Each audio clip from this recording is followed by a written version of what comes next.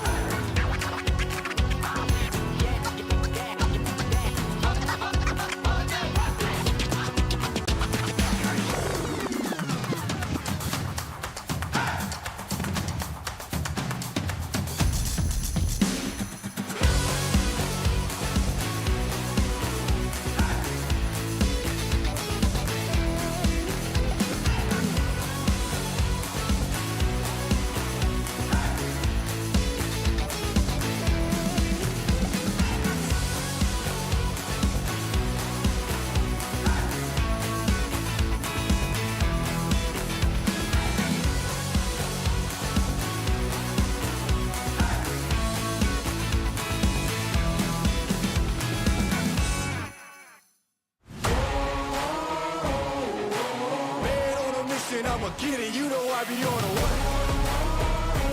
Yeah. You know I be on the way. Man on a mission, I'ma get it, you know I be on the way. Yeah, it's all hard, ain't no fear here. You ain't giving this to all, you steer clear. Never beat, I've been down and I reappear. You got some money on the line, you better put it here.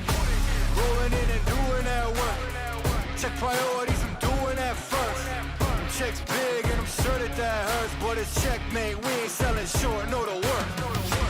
Ain't nowhere to hide, you ain't gotta see me come and keep me on your mind, cause I be on the way. Yeah. You know I be on the way.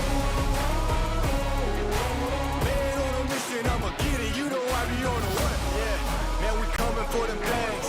If they said I couldn't have, get the team. I got a vision for the things you ain't believe. And here's the motto, hard work, this over everything. It's that comeback. I'm calling plays, hit the pass, then the run back.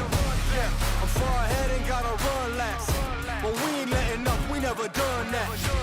Ain't nowhere to hide, you ain't gotta see me come and keep me on your mind, cause I be on the way.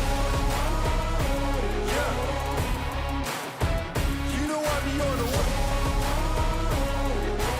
Man on a mission, I'ma get it, you know I be on the way. Yeah, I'm on the way. On the way. Yeah, on the way. I'm on the way. I'm on the way.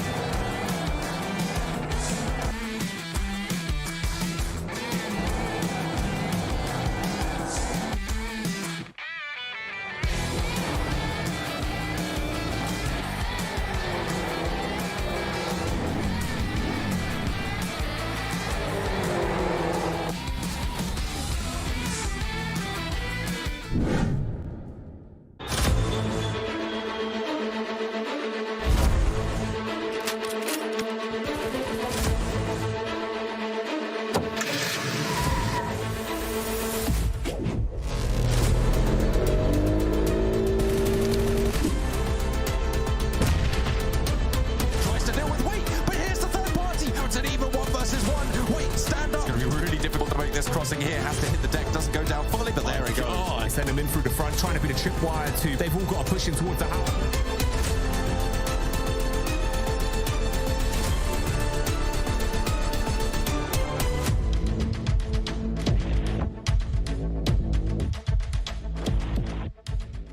Oh my bosh, we are back for PMPL EU Fall here. It's phase 3, it is day 3. There's all the 3s here, but there's only 2 of us. We've got Maxman to my left-hand side. My name is Kalaris here to host all the good stuff that's going on for our next matches coming up. Max, are you hyped and boshed?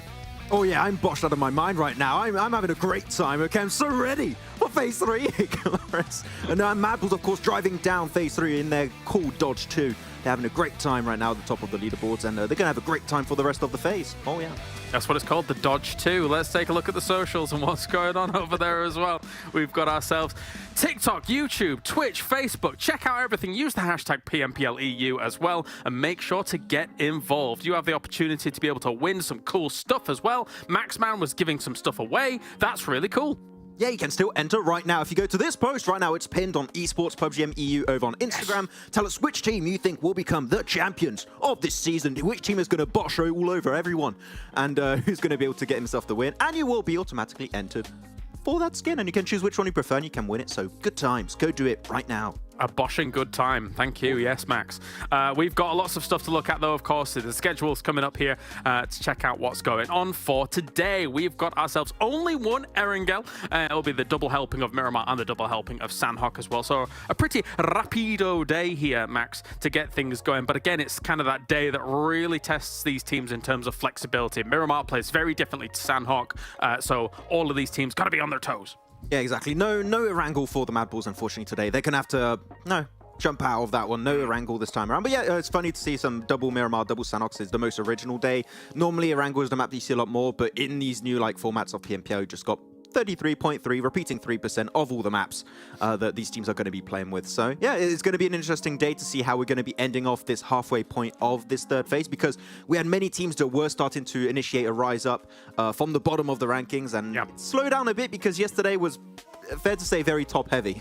Oh, yeah, a MADBULLS day, I think, is fair. Yeah. 113 points for them at number 1. We speculated, will they be 50 points ahead? No, they're just casually kind of 40 points ahead. Good for them, I suppose. But that's still absolutely insane. The double chicken dinner that they were able to get yesterday, Max, really set themselves apart.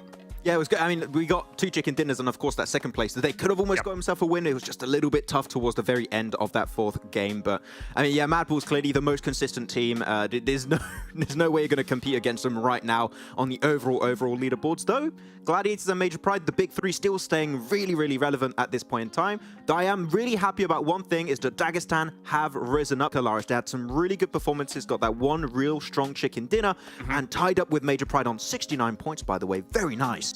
I hope they can continue this way, because so far they've showed true glimpse of hope in this phase. Yeah, 42 elims here in phase 3 so far is fantastic across 2 days. I do hope that even after this tournament, when we roll into our next kind of seasons, etc. and stuff like that, I hope this roster stays together. I feel like they've got longevity. I feel like they've got legs, as long as they're able to kind of really iron out some of the mistakes that may be happening here and there. But we've already seen that they have the capability of doing things like 25 elim games, which is absolutely insane. But speaking of insane, let's check out the top of the PMGC points as well, because the race is close, and Gladiators up towards the top is trying to catch on up. They have a little bit of a gap still to make up here, Max, but the top is very, very slim.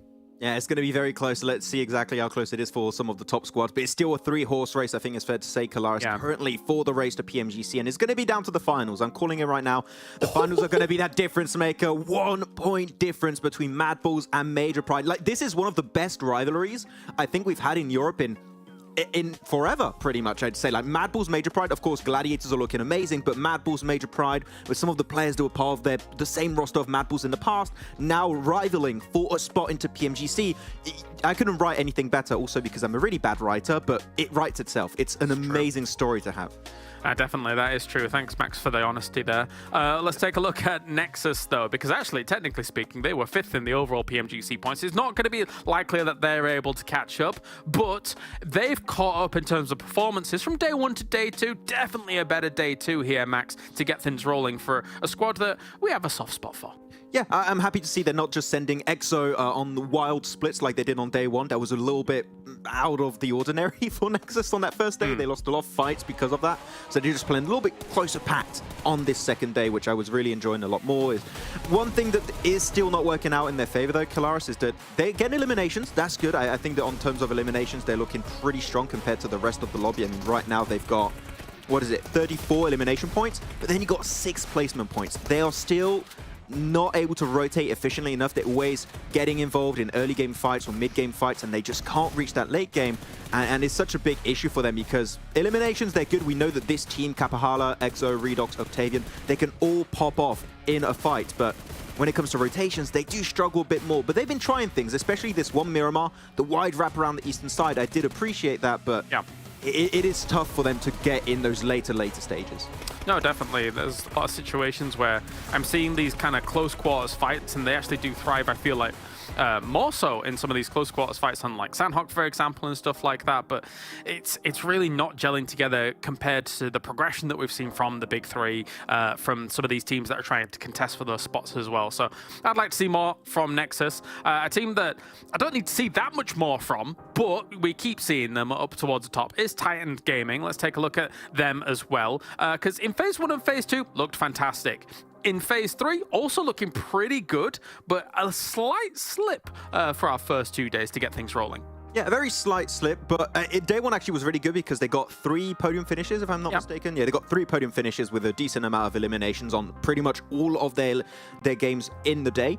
So I've been liking that. I think it's also a knockoff effect of then starting to re-drop back in Painan. They're fighting KASIK teams, so that is going to have an effect that you will sometimes die a little bit earlier because of the hot drop happening. But overall, even though there's been a little bit of a reduction on their points, they're still reaching 1,000 average damage. They still got just under 5 average eliminations, which in the grand scheme of things, Kalaris, if you compare it to a majority of these teams, are still really, really good stats, and everyone has that big pop-off potential, except for when Old Boy's a bit split sometimes. Let's focus down actually on that hot drop scenario, because of course you were trying to basically telegram to the casters whilst they were casting what was going on with that hot drop scenario, and they were trying to then quantum compute what we were talking about. But why don't you break that down for us? Yeah, it's time for a theory, a PUBG Mobile theory. And right now the theory is happening in Painan. You got this drop that's been happening pretty much since day 1. It's Titan Gaming versus KASIK team in Painan on Sanhok.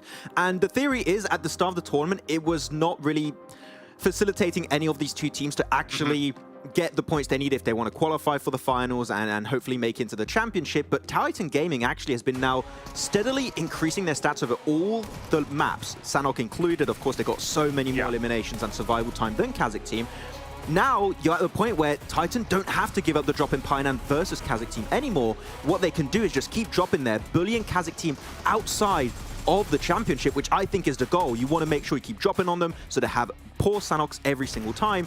KASIK team don't make it to championships, and then you have that spot free for what is pretty much their most important tournament of the year, because they can't qualify through PMGC points. The only way to make in PMGC is through championships, and if they have Painan to themselves, they have a really big chance of just playing the game they want against the Turkish teams. Yeah, this was less of an issue when we had less Sanhoks than prior, right? But because Sanhok now makes up basically a 33% portion of what we're actually playing here, as long as you discount the Livik game that goes on during these seasons as well, then it actually becomes quite impactful indeed here. So to be able to stake your claim on somewhere like Painan, which gives you some of the best rotational options on 33% of your games that you're playing, that is a big deal. So we'll see if that kind of pays off down the line here as well. One team that's been paying huge dividends to their fans and followers alongside is MADBULLS, though, who yesterday, as we mentioned, already got themselves 2 chicken dinners on the day. They got themselves a second place. And how on earth did they increase their performances from Phase 1 and Phase 2? I do not know. Yeah, they just keep getting better every single time. You think they've reached a peak, but no, they just keep getting better every time. They increase their eliminations, increase their average survival time by now just 22 minutes and 29 seconds, which is insane that is an average. That's not just one really good game. They do pretty much throughout all single maps they play in a day. And they're just going to keep getting better as time goes on. Right now, I think that this is the peak of what MADBULLS can do. I think they've perfected a playstyle that works really well in Europe. And I feel like I'm already looking far in the future, Kalaris. I'm looking how that perform against the Turkish teams that are known to be a little bit more aggressive. Would this be as effective there, or is it maybe going to struggle a bit more over in the championship? I do wonder. Yes, I mean, it's a good question. I think ultimately when we've gone to the EU Championship, we've seen as MADBULLS has turned up in the past, different rosters sometimes, of course, but then it's always then Gladiators that's able to prevail. It's always then Fireflux that's able to prevail, right? The really long-standing rosters that are able to do more on the international stage. So we'll see how that translates. It does have question marks for me regarding that, but if this is anything to go by, they could win big. I think there's a very high chance that they're going to perform well. I feel like the reason why, as you said, they were not doing great in previous championships is because they were not having that experience outside of their region. Yeah, now they've played that multiple times. They played also PMGC at some point, some of the players. So there's definitely a chance that they could perform well. I feel like they're going to be super ready going into the championship because there's a chance that we saw it's a 1 point difference between them and Major Pride for PMGC. In the chance they don't qualify, they need to pop off in champs, so they're going to come in fully prepared for that event, I believe. I feel like, yeah, there's a 1 point difference, but if you had to put your mouth where your money is, right? Your money where your mouth is, even the other one, not the pedal to the metal thing that we were doing. That one. Fair enough. If you had to do that for MADBULLS and Major Pride, personally, I'd still go with MADBULLS for who's going to get that PMGC spot from points, right? Considering that they can just have these insane consistent pop-offs over and over and over, I think I'd have to go with MADBULLS. What about you? I agree. I feel like MADBULLS, because of how consistent they've been, is just the favorite team when it comes to contending for PMGC. Though Major Pride, we saw what they can do at one point in this tournament is they got 3 chicken dinners in a row, right? And that big pop-up performance, if they can pull that off towards the end of Phase 3, if they can pull that off during the finals, more importantly, that could be their spot in the PMGC pretty much secured. So MADBULLS, sure, consistent, but the pop-off performance of Major Pride is present right now. So it's a bit scary for both teams. All right, somebody else who's popping off is Monster Energy here for PMPL Fall EU. So thank you to them for joining us for all of the action that is going on. It's Phase 3, it's Day 3. Max is boshing out of control. The casters are popping off as well. We're going over to Jackie and Blank here to bring you the first game of the day. Oh, boshing out of our minds. That's what we're doing on the daily here on PMPL EU. We bring the business. Isn't that right, Blank? That is right. I mean, I'm ready to get in here. Bosh, bosh. Bosh. Bosh. That's what it's all about. I'm excited. Still get into this last day of the first week of Phase 3. Obviously, there's got 3 more days coming after this, but it is so tight towards the top of the PMGC rankings, with Major Pride being just 1 single point behind MADBULLS, who have tried to claw this back as best they can, despite the ridiculous performance they've put out through this entire tournament. They're still not ahead, Jackie, just yet. I mean, they are, but it's 1 point. Can you believe that? Can you believe that? It's 1 point. It's madness, isn't it? I think it's really cool, actually, how some of our storylines are starting to shape up now, giving us a lot more to kind of, I don't know, sort of look at and really analyze in the sense that this whole season has been so competitive, but we're hanging by little threads that could potentially change so much in terms of the final standings, Blank. Yeah, it could all go sideways for some of these teams. I think for Gladiators, who are falling a little bit far behind now in terms of PMGC rankings, it's likely they're going to have to qualify to PMGC through EU champs.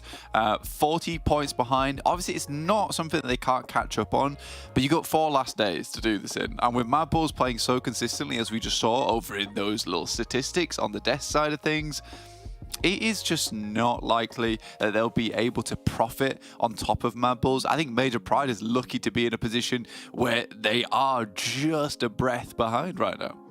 Yeah, I mean, well, look, Major Pride have had some good moments as well. I think we've definitely seen so many improvements. But I suppose a lot of that now starts to feel like it's more of a distant memory. You know, we had a few play days, handful of days ago, where they were really looking incredibly dominant. Now we see dribs and drabs of it thrown in a bit. So for Major Pride, I guess it's just the consistency of rolling back to the form that we've seen previously, keeping that up. And then for Titan, teams like that, it's more, are they going to be able to go above and beyond? Because they get the sea legs, they get wobbly in some of those more important recent games. Yeah. And right now, with the difference of a few points, breadcrumbs really, Blank, being the difference of them maybe being able to push far enough ahead to secure something to make their lives a little bit easier, it's in their hands. So we just have to hope that over the course of today with the double Sanhok, they don't fluff their lines. I mean, it's definitely going to happen though, right? They're going to be asking for a queue here at this point in time because Sanhok, like, they're just going to keep dropping onto a KASIK team. There's no reason why they wouldn't. As we discussed and found out through the wonderful Maxman's brain yesterday, we went exploring through the labyrinth that is his head. Look, I think they're just holding them out to stop them to get in towards championships. Then they get a free drop in towards Painan. Doesn't really matter to Titans right now. As long as they're getting a fairly high placing in those overall rankings, life's good. Life's good because they still want to get those bonus points. We've not talked about them too much at the moment, Jackie, but those bonus points are really quite important, especially on the overall ranking side of things and your face-to-face gameplay. That's a potential, if you were first place alongside all of them, 80 points going to finals, which I would say, realistically, that would just set you up for an easy win, unless something miraculous happens for another team. Yeah, and I mean, we have had some miracles happen over the course of this tournament, but, you know, if you could try and mitigate that as much as possible and really decide things by your own hands, rather than leaving it up to the fate of the other teams in terms of placements, probably the better way to go about it, right? Kind of be the maker of your own destiny on that one. But it's nice, you know, we're getting closer and closer to where these storylines will finally have their big crescendo, and we'll see how things are lying once all the chips are down. Overall, I think really, it's more just sort of the level of competition we've had across the board, which has been rising steadily over the whole season so far. I think every time we do one of these play days, you can see that it feels like on a daily basis, teams are looking a bit more drilled. The meta's starting to seem a little bit more well-rounded as well, in terms of most of our teams changing their style to match it now as well. We've had the big sort of facelift with NEXUS, where they kind of look like a different team now, Blank. Yeah, it might not all be sunshine and roses for them, but they are starting to get inside of the zone a bit earlier. They're looking for scraps, and it's fun to see the evolution we've had here inside of PMPL EU. But we could speculate all day, or we could show you some of it inside of the battleground. So we'll get ourselves ready. It's an interesting day today. We get 2 Miramars and 2 Sanhoks as well. So if you're a fan of the more unorthodox battlegrounds, that's where we'll be taking you on today's travel. Yeah, we got Miramar, which is so big, and then we've also got Sanhok, which is so small. So we're going to go between the two ends of things right now. We're on either side of the spectrum. We're optimized going into this match. We're good to go, Jackie, honestly. Miramar, fantastic little match that we want to see every single time. It's a map that MADBULLS tend to thrive on. They're quite decent in this map. I do like how they've been playing it out. It has been strange though, because although I do say that now, it has felt like more often than not, Sanhok has started to be a playing field where they're really starting to find their groove as well on that side, with some really hastily taken fights. I think you were kind of predicting them in the early game as well, towards like phase 2, that yeah, they could probably win this match. And you were right, because they did just take some unorthodox fights there. They went in for some crazy plays, and often they do work out just because of the skill that's behind this team, the real oomph that they've got going on in the trunk. And at this point in time, I think there's actually so much more room for that to just be a deciding factor for a lot of our squads, where it just feels like if you've got something a little bit different, a bit of a flavor where potentially, you know, some of the teams aren't quite ready for it as much in terms of the benchmarks, you can throw in a little bit more spice coming up towards these final few play days, because people are so either in their routine, their sort of, you know, mundane rinse and repeat of the way that they want to play it, that they're not expecting someone in the last few play days to start throwing in, you know, some unexpected spice out of nowhere. You've got the cayenne coming in, maybe a bit of paprika, right? And that's sort of catching them off guard. Paprika in there. Yeah, they're like, whoa, what's going on here? This has got kind of barbecue smoky flavor. You know, I've never seen anyone take that compound before. Whoa, is that 5 spice? You see what I'm saying? That's crazy. That's going to make a pretty disgusting meal, but it's not one you would expect at the end of the day, because every single day that we've done PUBG Mobile, we've served up something nice, maybe something a little bit spicy. But could this be today where we serve you up something horrible that you weren't expecting to come over towards your table? I hope it is. I hope you're surprised. I hope you ask for a refund, but you stay all the way through that meal just because the vibes are so good. those immaculate vibes, you know, the ambiance that we set here in Restaurant de PUBG Mobile. It's good, it's nice. It makes you want to stay here and eat more of the food, even if you're not sure why there's randomly now a small man holding a VP flag inside of your soup and we keep talking about spice. But you're fine. Luckily enough, you're at home in the proverbial PUBG restaurant, enjoying the fine delicacies we're going to be serving up for your eyeballs today, as we can start to kick off our opening Miramar of the day here, Blank. I'm glad we get this one. In terms of the groups as well, with some of the teams that are sitting out, it's not that bad actually, with some of the more exciting squads that do thrive a little bit more on the old Miramar still in play. So it's a good one to come into. I think for the optics, this should be a fun first game.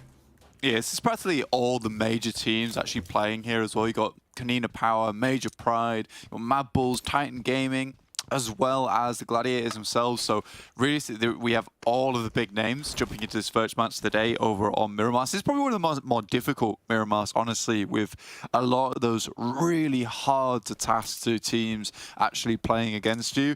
So I'm sort of expecting, you know, Gladiators, you Titans, as well as MADBULLS and Major Pride to make it far into this game. I think a lot rides on this game for Major Pride in particular, because for them, this map means a lot, especially at the end of this week play day, in the sense that if they can get a big game off the bat here, start to increase that lead over towards their PMGC rankings, make it a bit more difficult for MADBULLS to catch up. You don't want to be that team that's constantly chasing down MADBULLS. That is really difficult to be position to be in, just because MADBULLS have been so consistent. So you want to get a lead early on. And for Major Pride yesterday, they kept putting up consistent performances despite some really problematic areas in their gameplay. You know, going down to one player, just in Naomi on that game versus NEXUS, and then Naomi making it to a 4th place. Excellent job from him. But we need more of that, and we need more of that as a team. And I wonder how much of a factor some of these squads knowing just how pivotal it is that they pick up a few extra points going into today's playday could be as, you know, causing a bit of turmoil, potentially their playmaking, decision-making, making them feel slightly more uncomfortable in some of these situations. Because if you missed it yesterday, we had Titan in a position where, you know, we kind of had them basically given a bit of a gift, in the sense that the other squads with Major Pride and MADBULLS both going out early meant that there was a big opportunity for them to get some points garnered into the last game of yesterday. But they just didn't feel like they were able to take it in their stride. It felt very uncomfortable with the way they played it. It was quite loose, a little bit sloppy. It goes back to that older sort of style that you would see on occasion from Titans, where it almost feels like at times Mad Boy, just Mad Boy, old Mad boy. I mean, he can be Mad Boy sometimes, can't he? But it feels like, you know, he kind of gets a bit antsy, the team fragments a bit too early, and then it all kind of blows up in their face. And that's something that you really can't afford to do. We want to see far more of the Titan that we've been singing praises of, where they do roll around basically as this kind of, you know, sort of death squad, really, that does just take on any fight with such confidence and normally look to clean them up. The crazy bit is here, we're not on Sanhok, but they have somehow sniffed out where KASIK are. So Titan versus KASIK seems to be a mainstay fixture on our screens. Why are you doing this to us? Please. It's just cruel. It's cruelty at this point in time. KASIK team desperately trying to deal with Gladiators as well, as Titans just rock up towards Skillsers. It is interesting though, because look, I see Titans they are the big cup of tea at the end of the day in the lobby. They're nice, they're cozy to have. I always want to see them do well, but oftentimes, like you're saying, they feel like the old digestive that you leave in the tea too long. They crumble far too quickly for your liking. It's a horrible situation. Yeah, it's a soggy digestive, and no one wants that. No one likes that. If you've done that and you've put it in my tea, you're a disgraceful human being. However, if I've done that, I'm just ashamed of myself. And to be honest with you, I'm more just disappointed in Titans, because I want to see more from them. I don't want it to have to take Gladiators fighting off against every single team under the sun for them to swoop in and take away the chicken dinner. That doesn't feel right. I want to go back to the days where Titans looked like they were just taking it to absolutely everybody in the lobby. And this playstyle of Operation Kill KASIK team, it just doesn't sit well with me. It's crazy as well, because it might be the next logical extension of the, the kind of theory that Maxman was talking about, where, if you just keep applying pressure again and again to KASIK team, you consistently ice them out of garnering enough points to be able to push far enough up the rankings to have that potential to go further and get the qualification from it. So maybe they are really just kind of hammering that home. They're like, all right, well, we've got the double Sanhok today, so we know we can ruin your lives potentially twice there. Maybe Miramar also, yeah, like, let's hunt them down. Oh, God. It really does feel horrible right now. Even Gladiators are getting on the fun as well, too. Just proper cruelty. Do need to get the old services in here to give KASIK team a hand. It's painful, but Titans have made their way in. Look, it was a drive-by assault on KASIK team, and they've got further into the circle here over towards that eastern side. I feel like we've seen this circle all the time. This circle, we are so acquainted with it now, Jackie. I feel like I know it like the back of my hand. If you guys have been watching throughout the entire tournament, first of all, thank you so much. We appreciate you. But you also know this circle, so you know what's going to happen. But are we going to get any wildcards? That's a real question. Put your predictions in chat right now. I want to see what you're thinking. What are your thoughts? Get those grey gears turning and put pen to paper straight away. Because, mate, it really does feel like, I don't know what it is, but when we're on the mic together, it's almost as if we get the most uncommon or whatever can contain physically the most water in our circles all the time, which, you know what, I'll take it. It's definitely provided some interesting games in terms of forcing these teams potentially to play some of the setups that you probably wouldn't want to be running as commonly. Definitely map geometry at an all-time minimum with half of the circles we tend to will into existence. Do you like that southeastern circle, boy? I'll give you 10 of them. It's cruel. It's cruel to these teams. It's not an easy position to take as well for a lot of these squads. I mean, Dagestan have played this position before. I really do like this transition that they make up towards this hillside. They love to take shots towards the teams coming in. A lot of their game plan is just try and cut out as many teams as possible from this position, or at least, swipe the scooter along the ankles, make them feel a bit of pain, cripple them on their way in, and then makes their lives a lot easier when they finally do have to transition from this spot. Because again, this is not a game-winning position, but this is certainly a spot where you can start to build the tower of Jenga along your way to climbing up it to get that chicken dinner. It's a big game of Jenga. Big Jenga. Yeah. Massive Jenga. Like the kind you'd have at sort of an outdoor garden party / barbecue kind of function. Yeah. Huge blocks. Like, it takes the full body, not just fingertips on those bad boys. That's how large of a scale. You have to lie down when you lose. Yeah. Physical exertion. The stress. Oh, the tower, it's everywhere. Oh, it's a 5-minute roundup, getting all the blocks back for the next game. Yeah, it's not fun. It's not fun. For TUNA, though, they'll have to be picking up the blocks themselves as Major Pride's actually getting over towards their top side. And so if these guys do not fall down under the weight, under the pressure of Major Pride, Zero, though, who's been an absolute manic, has been doing some great stuff over towards Unicorns Love, at least on Sanhok, causing them serious problems all the time. But I think Major Pride, slightly different beast here to deal with than the Unicorns. This isn't your usual kettle of fish.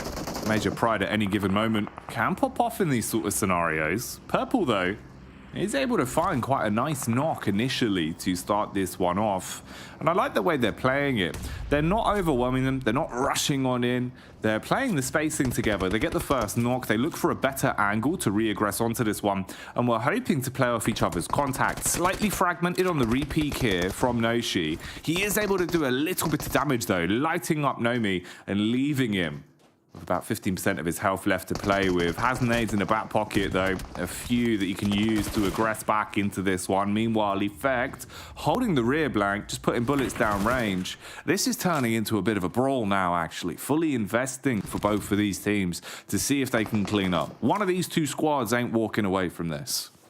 Yeah, actually, though, TUNA's able to get the res off, a bit better cover, but these are some wild little peaks coming through from TUNA, and I don't think they're expecting it. MADBULLS also come through, the team that's directly competing with Major Pride. Naomi gets back on his feet, but Effect will be left bare, as Tulika will take that knock away from them. This is really bad news right now for Major Pride. He just wants to get down towards his position, maybe take a fight with MADBULLS later on. But overall, this has not started off well. I think Major Pride most likely will just bail on this. Probably best case, just get out of there. You've been given the get out of jail free card, which is the attention being drawn by Gladiators. You have to sacrifice one player that you're not going to be able to recover at this point. So just getting away, probably the best chance they have to steal, squeeze some points out of this one, knowing that MADBULLS were looming over them. Meanwhile, we see our first squad going down here on Miramar as well, as PERMITTA are taken out. It's a bit of a slow start for PERMITTA then, unfortunate for them. For VP, bodes well. The Vicious Bears coming out as the Claws have already been able to carve their way through 4 eliminations to start them off in a good spot.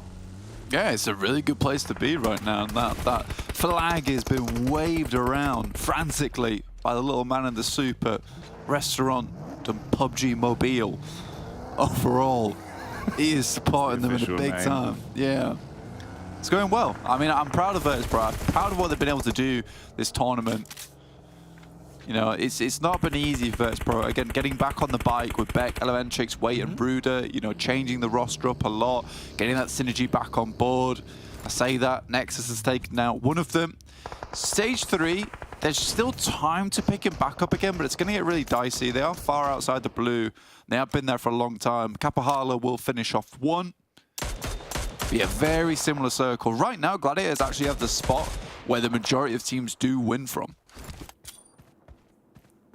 And Gladiators, they've been winning a majority of games. That's been the big boon for them. They've been looking absolutely outrageous and willing to basically just take anything that's thrown at them in their stride. It's been very cool to watch the progression from Gladiators over the past few days.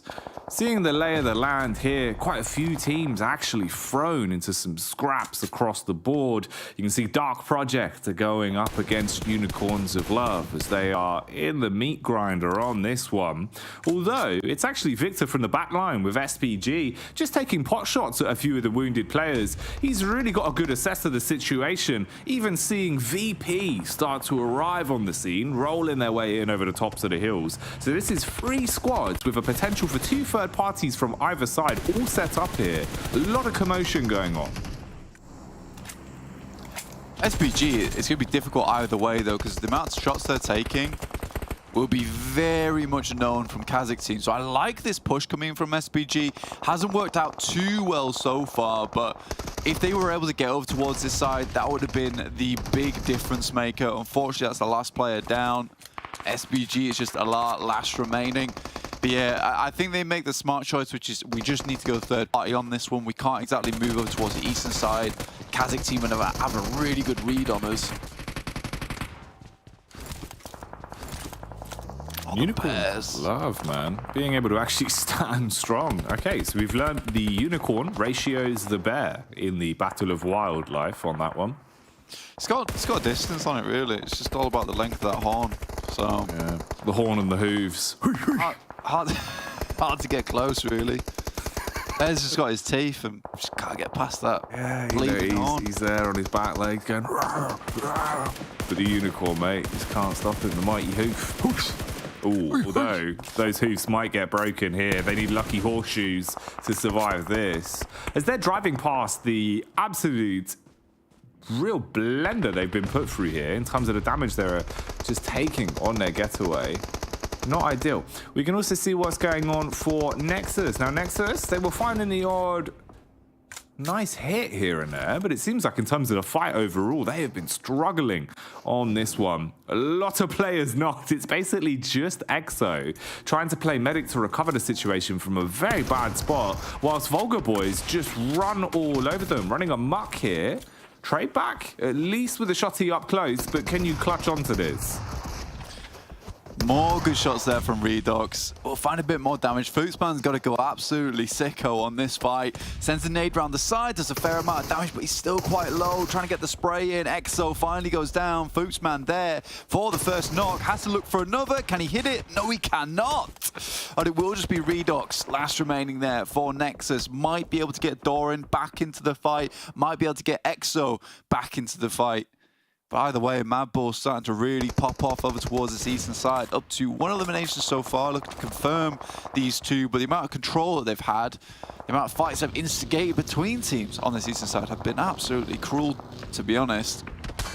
I liked what VULGAR boys did there, though. All 3 players go over to res up Fuchsman. They know that this guy is ultra important. They know where their bread's fooped. To make sure that you keep him in the fight. They go, Fuchsman, the superhero we don't deserve, but that we do have. Exactly, bud. You can't have Fuchsman upset. It brings the whole morale of the team down. This is quite sad, this situation we were presented with here. Everyone just kind of knocked on their last legs. They're building apart from one another. So KONINA Power probably in the best spot to actually recover this one, as both Trofka and Skills are down on the ground. Timing on it's going to be tight, though. Just as he finishes off the res, they've arrived on the scene. So now you're looking at a raw 2-on-2. You've either got to survive this instantly, or it all blows up in your face. Nice connection with the SMG. They're letting them group quite close, but they hold it. Agoria with a nice laydown there onto Unicorn. Fair play. They handle their way through KASIK team. Yeah, that was really, really well done from KONINA Power playing alongside this little back wall here. Never mind.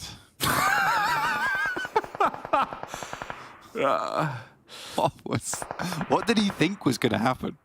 Has he done that? Right, hang on. Was there actually a thought process behind that? Has he done that so that he gets res and then has slightly more HP off the back of the res? Or it's probably the fact that he doesn't want someone spotting that and exploding it inside the building so they get knocked on top of it. Okay. Maybe he expected he'll get knocked off the boat. He's like, look, mate, get to the back of the room. Clearing! Good job surviving that fight. I need help. I'm down. I'm down. What? I've knocked me, Sen. Help. Fuel can. Fuel can. Fuel can. Can you believe that? Can you believe that? Fuel can. Can you believe that? But yeah, so great little play from KONINA Power. Did lay down a bit towards the end there. MADBULLS over towards the Nexus. 2 players here. Doran as well as Redox. Doran's got himself a Groza though. Nasty weapon in the hands of a player like Doran. 6 grenades. The Grenadier's back. We've not seen him for a while. Is he going to start throwing them?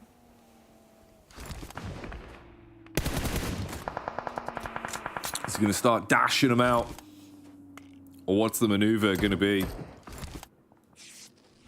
I feel like MADBULLS are going to be on one of those days, by the way. Even from the little fights they were taking, you can kind of see it, right? Like, it's when they're getting a bit antsy, when you just see the body language on them. It makes you think some of these days, MADBULLS just go off. They go big mode. They're just ready for the fights. Haven't seen too much from Xerax just yet, but I'm sure that's because he's just saving up his power level in the background. And this guy goes full Super Saiyan when he's allowed to. So you want to keep your eyes peeled later for MADBULLS. Right now, though, our project off towards the wayside, taking contact with Titan and causing a fair bit of turmoil for them. They're up close and personal as well, and you've got the split, allowing Frozen from the backline here with a scope attached for max precision to take fights all the way up towards the hill and just finish off the players that are getting knocked. So everyone's kind of being pilfered at this point. Titan taken out. It's not looking too good on the hillside. Yeah, Titan's got obliterated. 6 eliminations, it's not too bad. Again, it's a very difficult circle to play in with MADBULLS being able to control so much of the area down towards this east side. They've had a great time of it. Gladiators have one of the only compounds left remaining. They did go for the sacrificial play. You know, they got rid of one of their players to get 3 towards this spot early on. They came from Los Leones on that south side, so it's kind of fortunate they were playing there at the beginning, considering the playing path. Kespo, not ideal. Not ideal to take that big hit, but it does survive. Yeah, impressive. He actually was able to get his head down in time. The ostrich play. Burrow the head in the sand and barely stay alive for now. He's at least got some bells and whistles to top himself back up. So just being a number, still on the server at least, could be the difference. Gives you a bit more time to work with. Some blinding shots coming out though tonight. Already it seems like everyone's feeling the heat. Coming in warm. Gladiators though, maybe potentially heating up here. Getting shot down from the backhand side. So realizing some of the locations that potentially Major Pride could be playing in now. They've got good setup though in terms of the zone and the compound they're playing off of. And they've got so much of a read in terms of the other squads that are at least close by. So should have a good inkling of how to play this one. Yeah, there's going to be a lot of people looking at this location though, right? There's going to be people trying to crash it. So for Gladiators, they have to sort of play their cards right of when they're taking these fights, when they're taking these shots, when they're necessary. A couple of third parties could be really good. They just need to damage these teams to the point where they don't want to go for the crash over towards them. Luckily for them, there is only 2 4-man other teams in this lobby, which is TUNA Esports as well as MADBULLS. They're on the completely other end of the circle to them. So for Gladiators, there is still a little bit of hope in the works here. So TUNA, wow, actually being able to get some really nice shots off onto Major Pride. Okay, that was quite unexpected. You know what? It's crazy the facelift we've seen over the past few days for TUNA, mate. They've gone from, you know, being one of the first teams you expect to see fall out of the lobby to being in the final circles, taking chicken dinners, and actually looking really competitive in some of the fights as well. The gun skill improvement has been drastic. I don't know where that's come from, but something's clicking for TUNA, and I'm living for it, bud. It's good to see. It is fantastic. I mean, TUNA just completely wiping the floor with Major Pride from the start of the game to the end of the game is not something that any of us expected to happen during this match.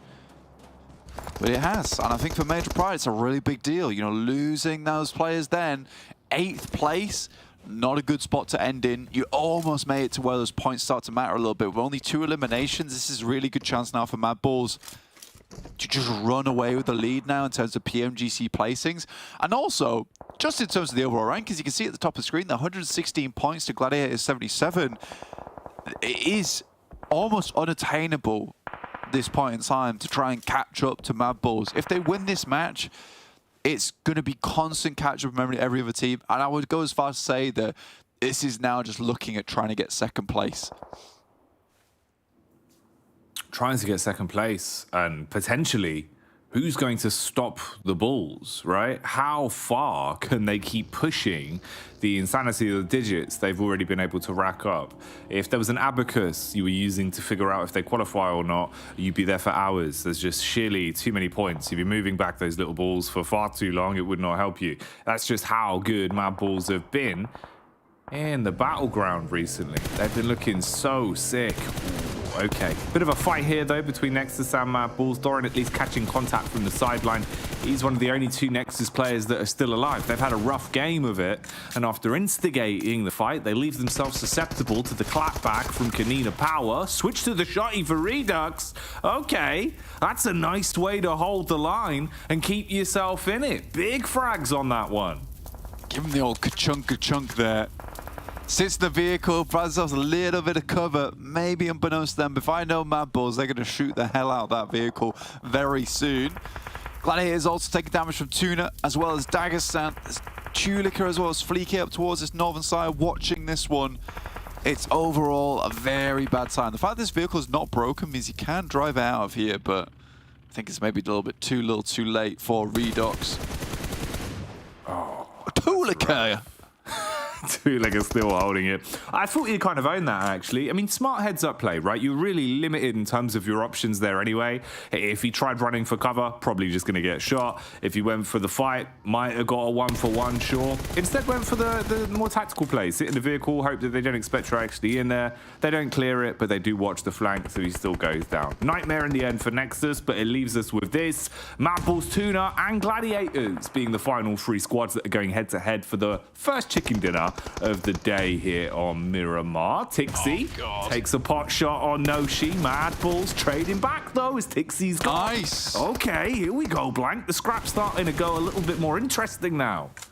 It's a good little shot there from Kitsune. Realized he has to get Frozen God off that position. Now just him and 60 left remaining. TUNA Esports also sending in, getting purple up close and personal. Fleek on an off angle once again here alongside with the rest of the other team. Just allowing Matic to try and live this one out, but he is taking so much fire, so many nades. Impossible at this point in time. The MG3 just ripping them to pieces. But I feel a TUNA win, man. Just like Maxman said back in the day, their stats are good. I'm living for it. If they can take it, it would be exciting to see. And they've been hitting their shots. We've been singing their praises. If there was ever a game for them to really run away with things, this would probably be it. Both sides in a rough position as well. Green around the gills for MADBULLS. They've taken a lot of damage on this one. One player fully taken out of commission, and that's Zerich, normally the impact fragger for the side. They try to use their positioning to get a split stereo flank off onto TUNA. So they've got angles to cover on this one. Oh, man. This is on a bit of a knife's edge here. Yeah, I love the play from TUNA as well, though, right? Because they see the fighting up towards that northwest side. They don't want to get involved. Instead, they take their chance to immediately take this eastern side, whilst MADBULLS gets a little bit too aggressive over towards Gladiators. So they've just flipped the script here. And with Fleek still off in the distance, look at this. Noshi also with his little off angle.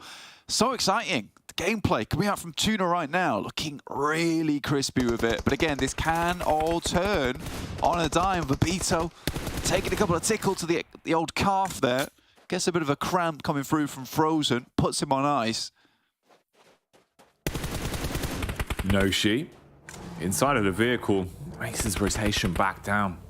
They've got two vehicles to play with here, so potential to at least maybe draw the crosshairs out, make it a bit more uncomfortable for MADBULLS, or to use that sheer speed if they want to close the gap and go for a crash off the back of a knock that goes in favor of Frozen here. So MADBULLS at least equalizing the situation, putting this one back down into a 3 versus 3 for right now. Make that just a 3-on-2 though, as TUNA starting to crumble under the pressure here, Blank. A lot of this riding on Obito to hold the line whilst his teammates play medic. Yeah, the difficulty here is the fact that TUNA is just maybe a little bit unaware of the angles, whereas MADBULLS, their map knowledge has always been so amazing, so fantastic. Frozen's already up, finds one, but there is a refrag. That's really important there, coming through from Zero over towards Frozen God. Looks to maybe confirm it here, spots him, but Tulika off in the distance, will just immediately see it. This is so unfortunate at the moment now, Jackie. Just one player left remaining in Noshi. Has to have the game of his life. Oh, this has got to be a worldie. Like you say, it needs to be a life game now from this point to be able to close this one up and secure it. Uh-oh. We're keeping you guessing on this one. We're going through the multiverse. That's just how important of a play there has to be, Blank. We're in Turkey right now. It's Regnum versus BBR. Oh, dear. I can hear him bandaging, so the game's not over just yet. We had 15 Takims.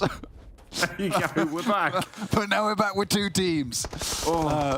Has he got the res off? He's got the res off over towards Zero. This is massive. Okay. Ooh, Zero, though, can he be a hero? Not likely up against Fleek as he makes the adjustment shot, so it is back down to just Noshi. Running through the smoke, spraying away with the SMG, drops to the deck, trying to make the right play on this, but it's too little, too late. MADBULLS finally put the hoof down as they will take the opening chicken dinner of the day. Oh, what a game that was overall. I mean, you know what? That game was so good that we shifted through the spheres of the universe, right? We've gone through a wormhole in that moment. Because in what world, in what dimension do we see TUNA going up against first place MADBULLS and actually looking like they were going to take it to him? And I think a lot of the stuff for TUNA there is just experience based, right? It's one of those cases where we're not sure what angles we should be holding. We're not sure what angles are available here. So really, really fantastic work there coming through from TUNA overall. I loved it. Hope you guys loved it at home. What about you, Jack? You loved it? It's interesting to see. I think it really does bode well. It goes to show that TUNA are improving even more so than potentially we were giving them credit for initially. You know, they're going further and further. Them being in a final circle and being inches away from a chicken dinner, it's not that kind of weird, like one-off, oh, look at TUNA. It's more like, oh, okay, they're doing this a bit more consistently now. Yeah, it's TUNA. Now they've got a bit of a, you know, brand behind them. It's good to watch, but I think it's interesting, Black. The one thing that potentially is like a bit of a sign of the future, maybe that they can work on as well, is that it seems like everything was so confident up until once we get into that final zone. Suddenly it looks like they're playing not to lose rather than playing to win. Very defensive, very Turtle-esque. When in those sort of moments, I think the blessing for TUNA has been when they do just kind of play off a Zero and Obito being a little bit of a madman, you know? Kind of run with that style a bit more. Absolutely. We're going to head this one over back to two fish. Their scales glisten in the sun. It's Maxman and Kalaris. There it is. There it is. Another win on the board. Max, what are we supposed to do, man? I don't know. We've said everything we can say about MADBULLS. There's nothing more to say except they do be doing the winning, and they do it well. They keep getting their points. Like I just checked right now. They must have built like a 50-point barrier for Phase 3 at this point, with an extra 20 points on board.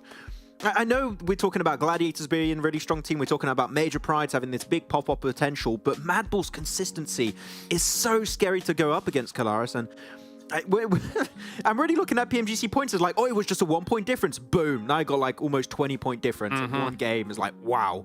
Okay. Yeah, this is an issue. This is becoming quite the issue for those teams. I mean, yes, we got the big three, but one of them is really standing out right now, especially in these last couple of days. 9th through 16th, though, not many points going their way. VIRTUS.PRO with the 4 are able to get a little bit on the board here, despite no placement points. And unfortunately for Major Pride, wiped out down towards the south.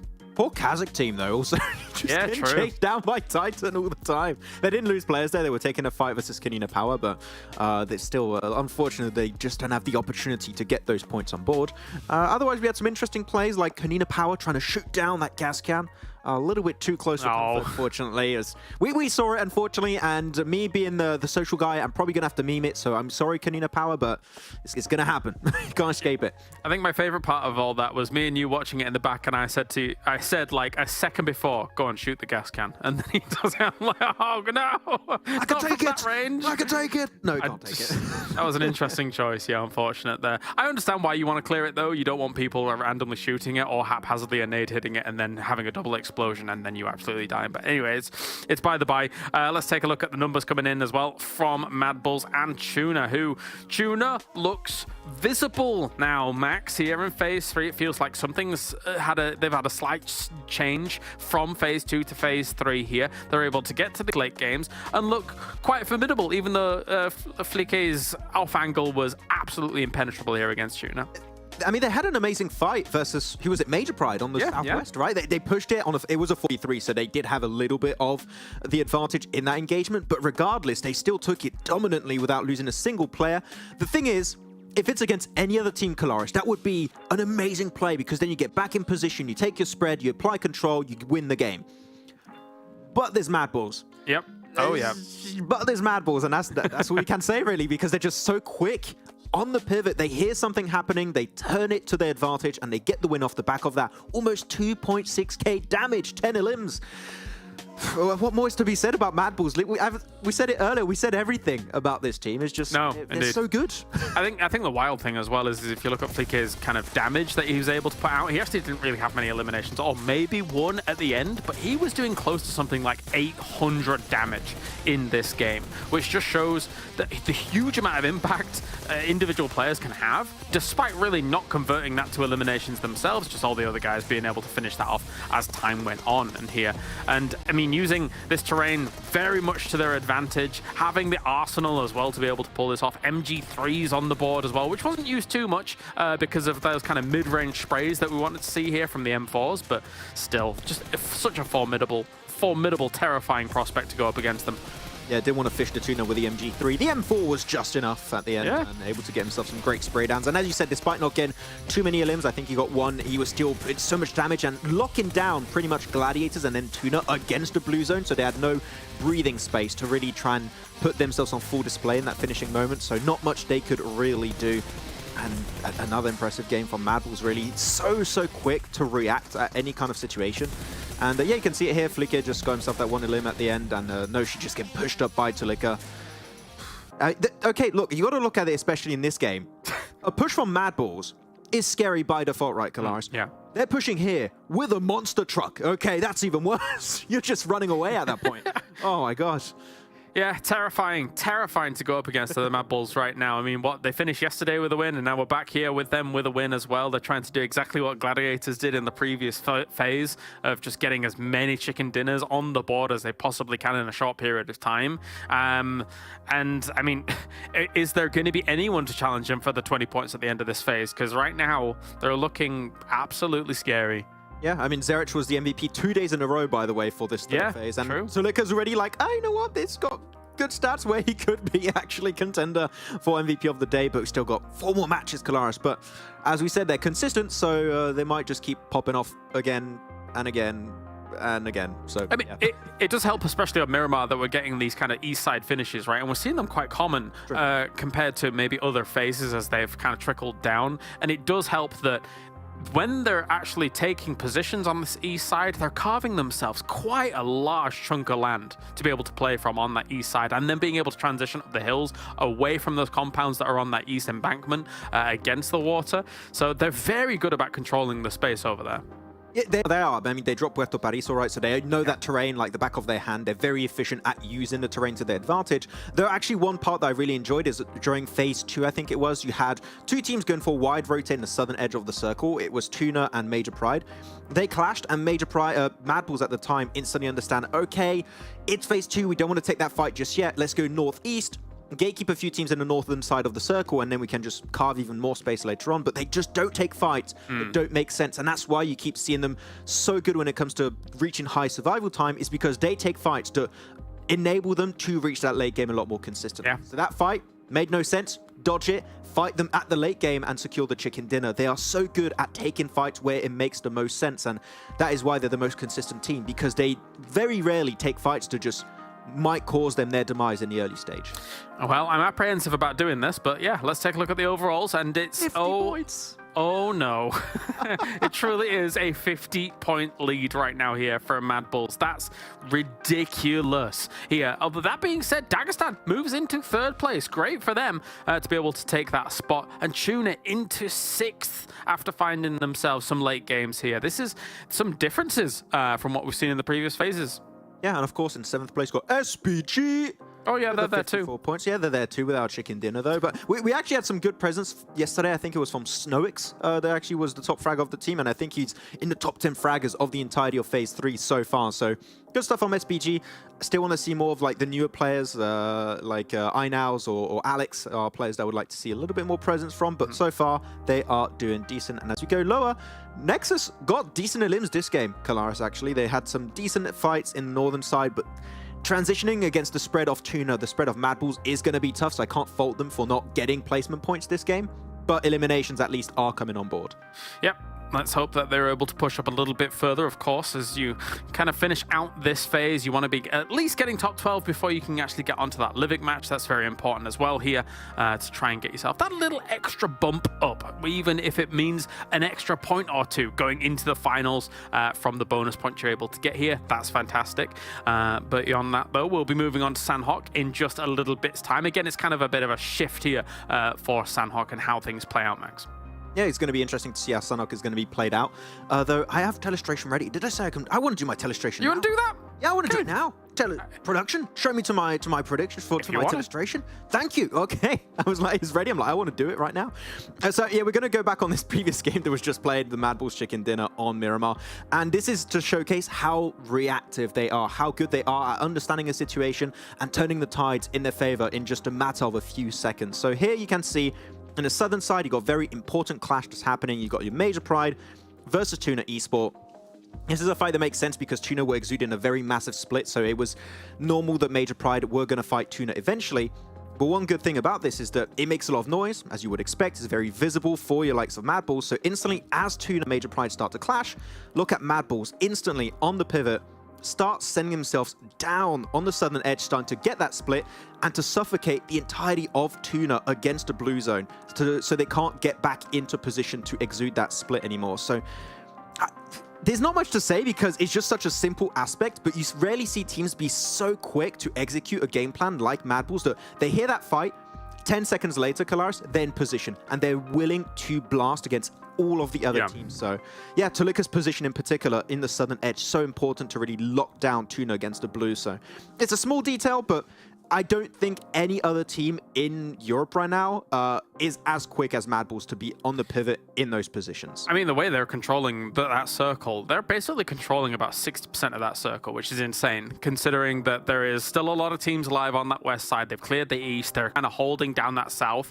And then the ridge line that they're holding, looking into those fields west, it's so much control for quite a long time there beyond that. So, well, before we actually get into this Sanhok, it's a great opportunity, Max, for KASIK team because, of course, Titan is not playing in this Sanhok.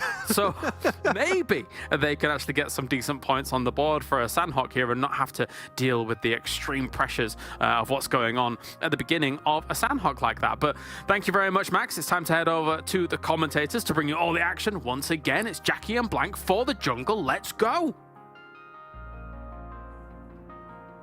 We've put away the machetes as we've already cut back the overgrowth, so we have a nice clear view of the jungle ahead of us, Blank. And like they said on the desk, no Titan, meaning KASIK team, finally get a drop spot where they don't lose all their players in one go.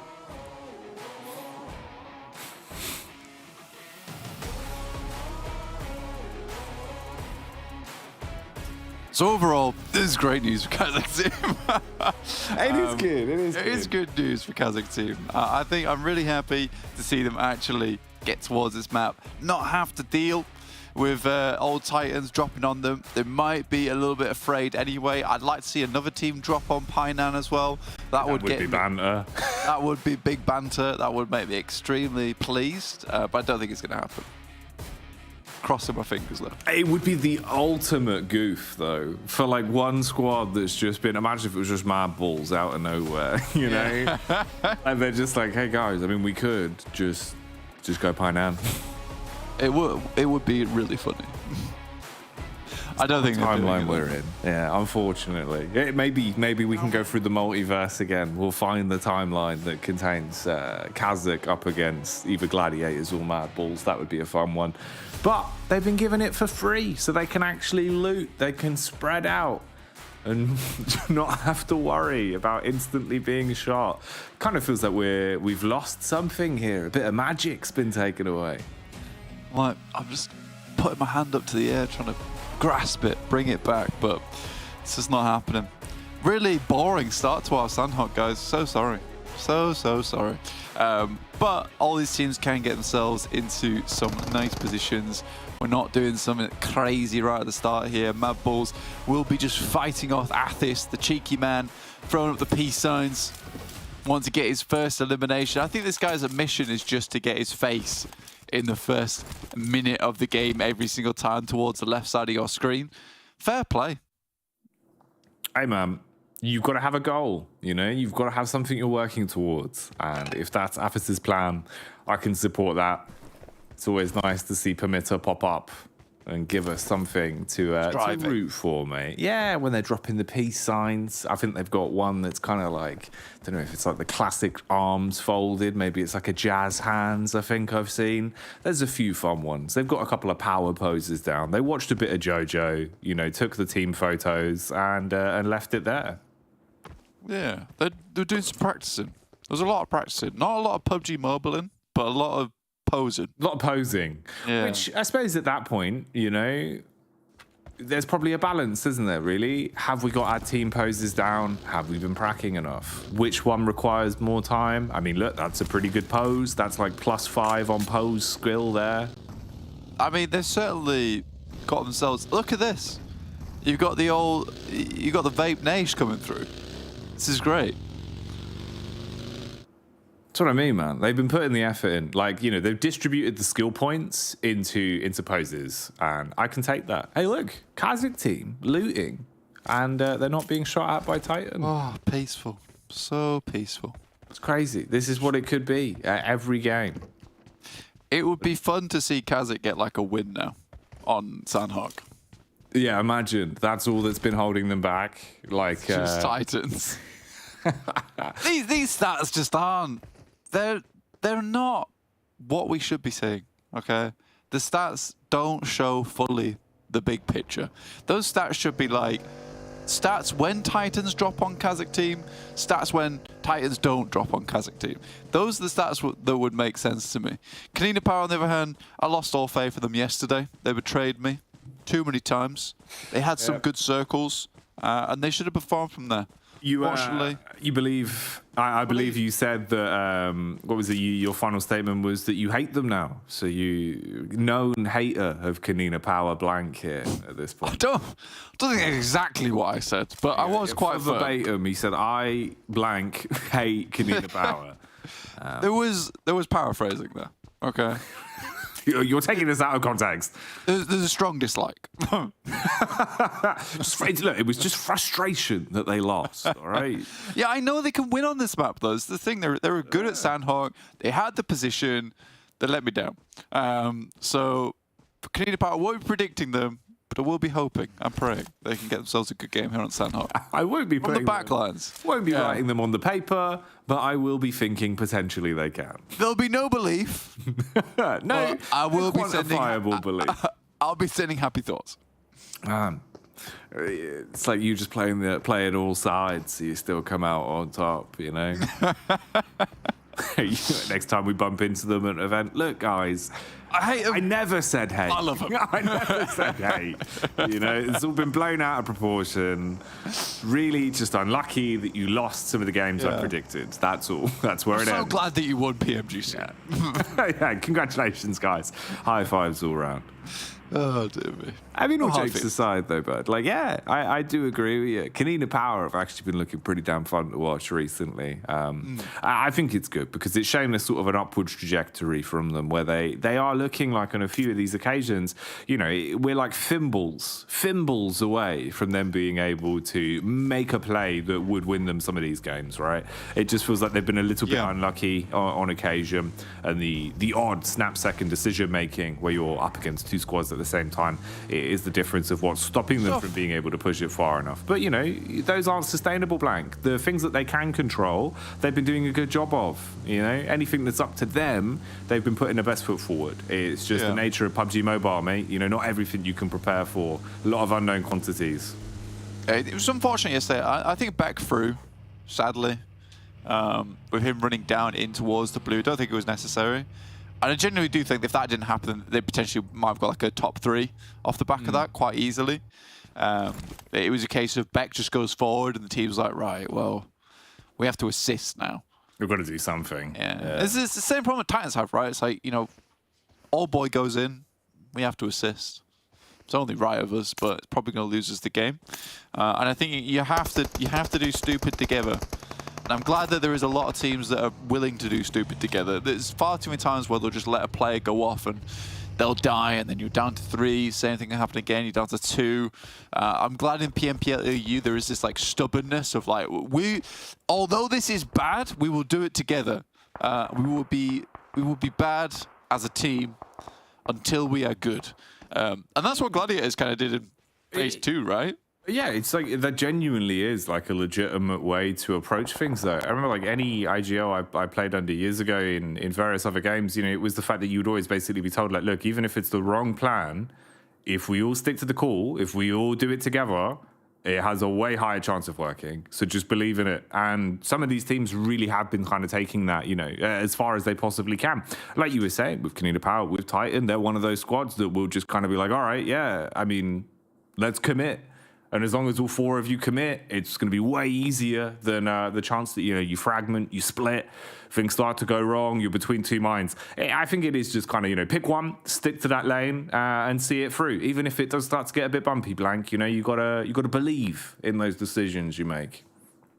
Believe those seatbelts will keep you on the right course. Talking about course, though, let's have a look where the circle has ended up towards the centre of the map. Been a while since we've seen something like this before, Jackie. Over towards boot camp.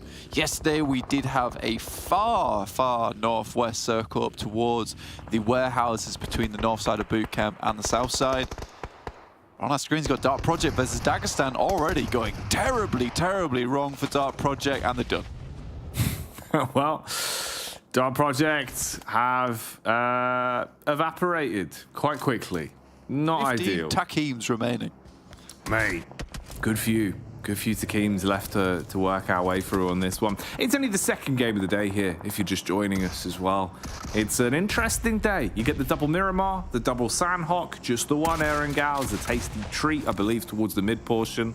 Oh. So a lot to look forward to today. Shockwave, though, amongst the thick of it with NEXUS here. TUNA's terminating the first man he sees. Ooh, eating bullets, though. Thought he was safe, tucked in behind a rock on the off angle with a cover. Not looking too good now. Has to force that to heal. They've kind of given him a bit of timing on this one, though, Blank, and he's got back up now. This could go quite south for NEXUS quickly unless they hit their shots. Gorgeous angle from EXO. Providing a lot of support, forcing them down over towards Doran, but so many DBSs on Shockwave. Difficult to contend with.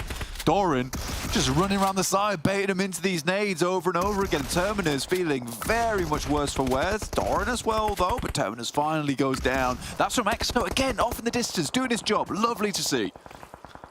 And this is great. Doran's dealt with the up close and personal, with everyone else applying so much pressure to the rest of the squad that now they've got to deviate from the master plan. They've got to back up because half of them are down on the ground as well. That's the worst bit for Shockwave. Every kind of blessing you had going into this has slowly but surely been whittled away from you. And now you're kind of just playing the numbers game of, all right, let them rotate in, let them take the fights onto the players that have been knocked. I'll try and just make a last second surprise play. Instead, you're found anyway. So Shockwave absolutely manhandled there. NEXUS showing good contact plays off one another. Nice comms and nice shots. Yeah, honestly, that fight is... we saw a lot of Doran, we saw a lot of Kapahala as well as Redox, but realistically, you have to hand that fight over towards EXO. We didn't see his POV very much, but he was being so influential over towards that cliffside.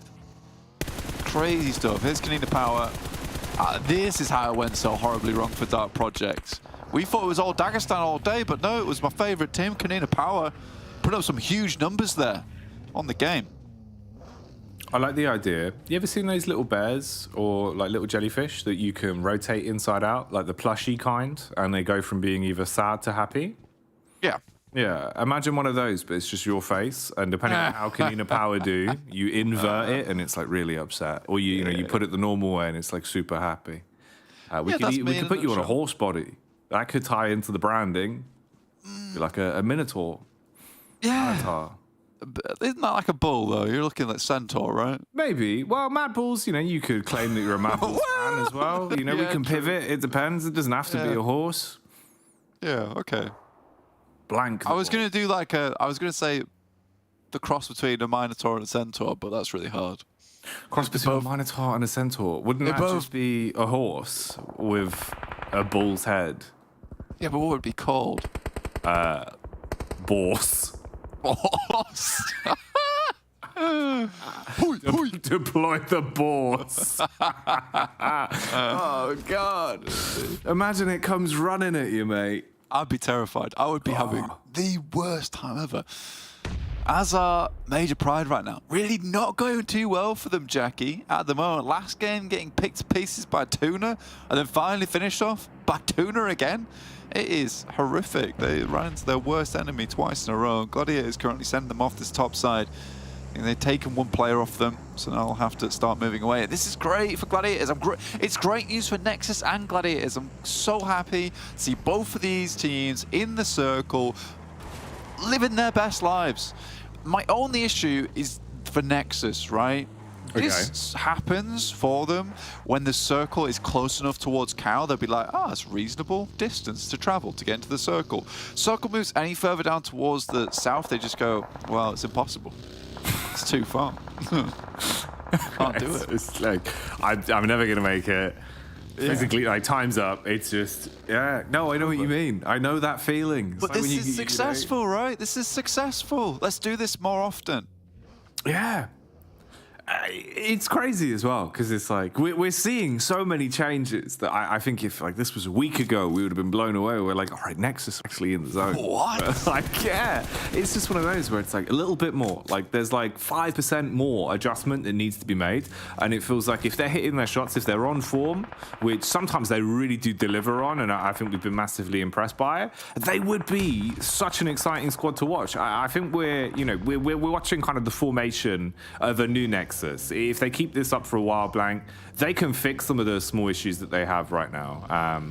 I just hope we start to see it, you know, because it feels like they're an exciting squad. This is one of the teams that I think longevity-wise, I'm interested to see where they go next year. It's one of those teams that you hope stick together, even if you don't have the best run of it towards the end of this season. You know what, like, still, the optics of it bode well.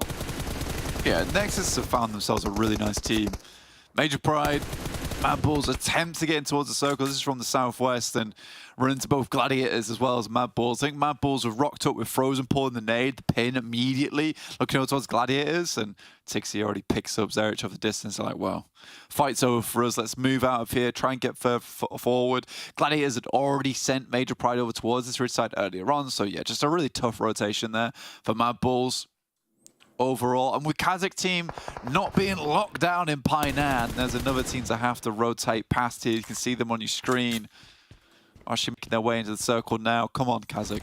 Please win on Sanhok. Bring the story full circle. It's all we ask. But talking about the circles, it is heading over towards that eastern side. So really quite difficult for some of these guys on the western edge. For Gladiators, they're going to have to fight through a couple of teams here. But KASIK already just crashing straight in towards PERMITTA Esports, clearing out the south side. Normally forced into a clash of the Titans early. Instead, here, they're not permitting PERMITTA to stay alive as they punish them inside of the housing. Looking to clean up on this one. Relatively easy for them so far, actually. Not much of a defense put up by PERMITTA. Little bits of chip damage, sure, but in the grand scheme of things, they're able to find their way through this one quite easily. Even trapping Rogo inside of the blue, knows that he's got to make some sort of heads-up play. Peeks out and just gets absolutely swatted out of the air. See, he's gone. KASIK team, that was pretty crisp. This is what you want to see. Now they can move into the zone as well. They've got a bit of a rotation to make, but they've got vehicles and they've got a compound ahead of them. So they're going to be pretty happy with this. It's a gorgeous compound as well to play around with. Gladiators ripped to pieces by VULGAR. Didn't expect them to just dismantle them that quickly. You saw it on the Elim feed, but it's like, yeah, surely this will calm down a bit, right?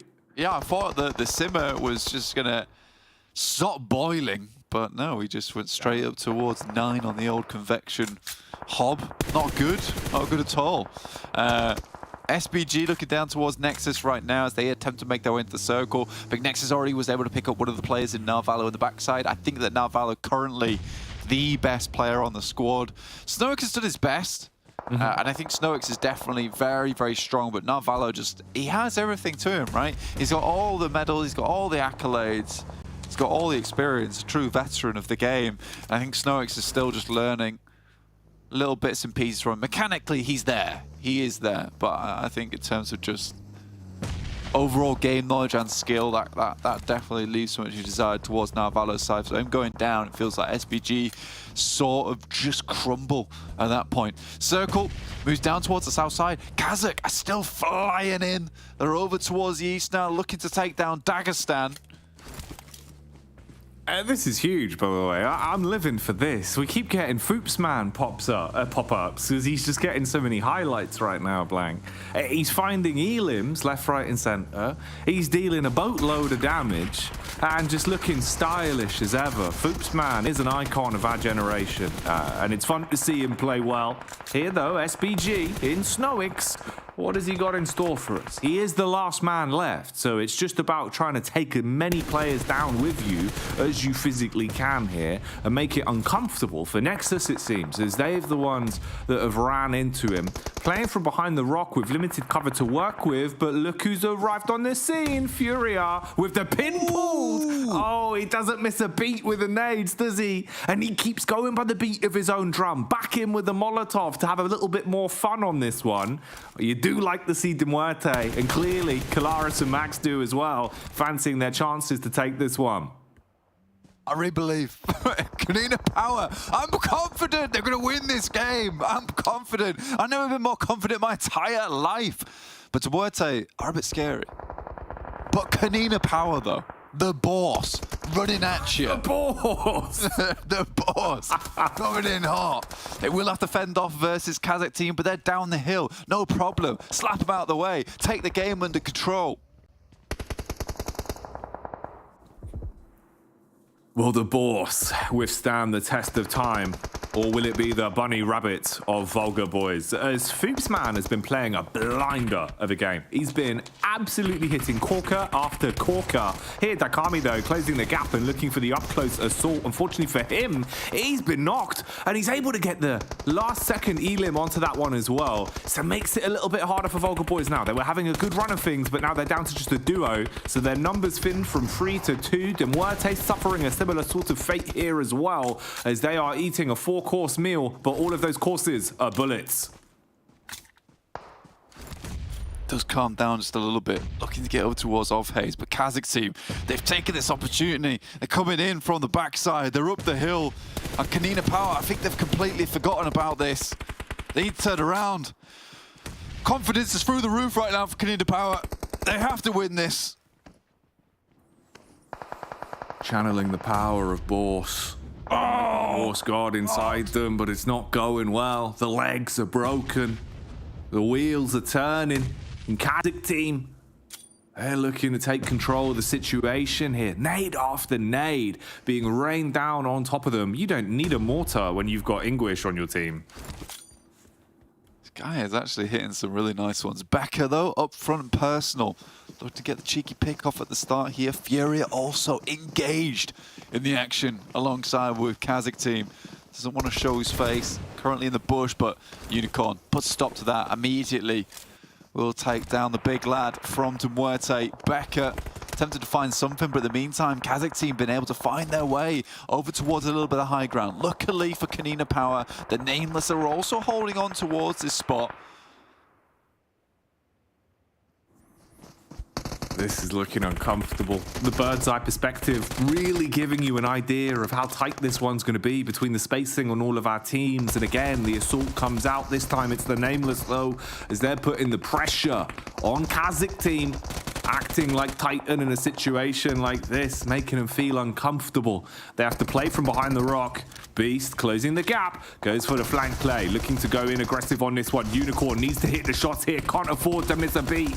Struggling though as they bypass him, jumping over the top. They unleash onto him and snatch it away. KASIK team finally going down as they crumble alongside VULGAR boys and KONINA Power. At the end they're getting blown to bits, meaning it's the Nameless, MADBULLS and Alpha. The Nameless head and shoulders above the rest when it comes to the battle of attrition as well, with a full squad up against just solos. Right then. Yeah, well, KONINA Power, just not enough power, really, at the end of the day. KONINA out of power. KONINA out of power. Powering down KONINA Power. Never predicted them again. That was horrible. Back to hatred. Back to hatred. But the Nameless, strong position over towards that northern side. They just wandered down. Great timing on their third parties too. Very much necessary. I see we don't talk about all that often. About to get one of their first chicken dinners on the board here. Just tossing some nades down from Madagod. I do feel like this is one of those circles though with Reflect and Frozen. I hate to say it, but there is a chance. I'm telling you, there's a chance. You can never count these players out. Reflect, at times, mechanical skill, it's in his stride. Frozen as well. If you give him an opportunity to get into a good angle, if they don't flush him out early, it's going to be a real problem. Ooh, blank. You might have sold them down the river with the first, as Reflect's able to strike. Now then, it all falls onto Frozen. He's taking such a nice wrap against him as well. Look at this. He's got the side swipe. We'll have to hit something soon, though, Jackie, because the blue encloses now. Last circle here. MADBULLS. Can they get a back-to-back at the start of the day? Solo, 1 versus 3. Knows his nade has to be good. Harler down the hill. It's not to be. No, tried his best on that one, but an uncomfortable situation to be left in so it doesn't go the way of the Bulls. But that means, for what feels like one of the very few times, we not only get to see the Nameless make it all the way towards the end zone, no, they also take themselves a chicken dinner as well. Great game from the Nameless. Good third party, strong position. You know, it was a nice place for them in the circle. However, KASIK team, far in the game there. Far in the game. Ooh, imagine if they weren't dropped on every single game on Sanhok. Well, that's that one game that it gets to happen. Now we're going to go back to the old Titan Gaming and KASIK team in their locked arm contest here, going for the arm wrestling. Unfortunate. Yeah, it's a rough one. I think we saw some good signs, though, like you're saying, right? We kind of get to see a little bit more of that storyline now that we've been building with KASIK and Titan when they're not going head-to-head. And overall, I think this still further pushes the idea that a lot of the squads that potentially weren't delivering in some of the first few playdays, first few weeks, are now getting a bit of an upwards draft, Blank. So I'm living for it, mate. It goes to show just how competitive these lobbies are. Absolutely, dude. And we'll head over to a quick commercial break right now, but we'll be back very shortly, so don't go anywhere. Thank you.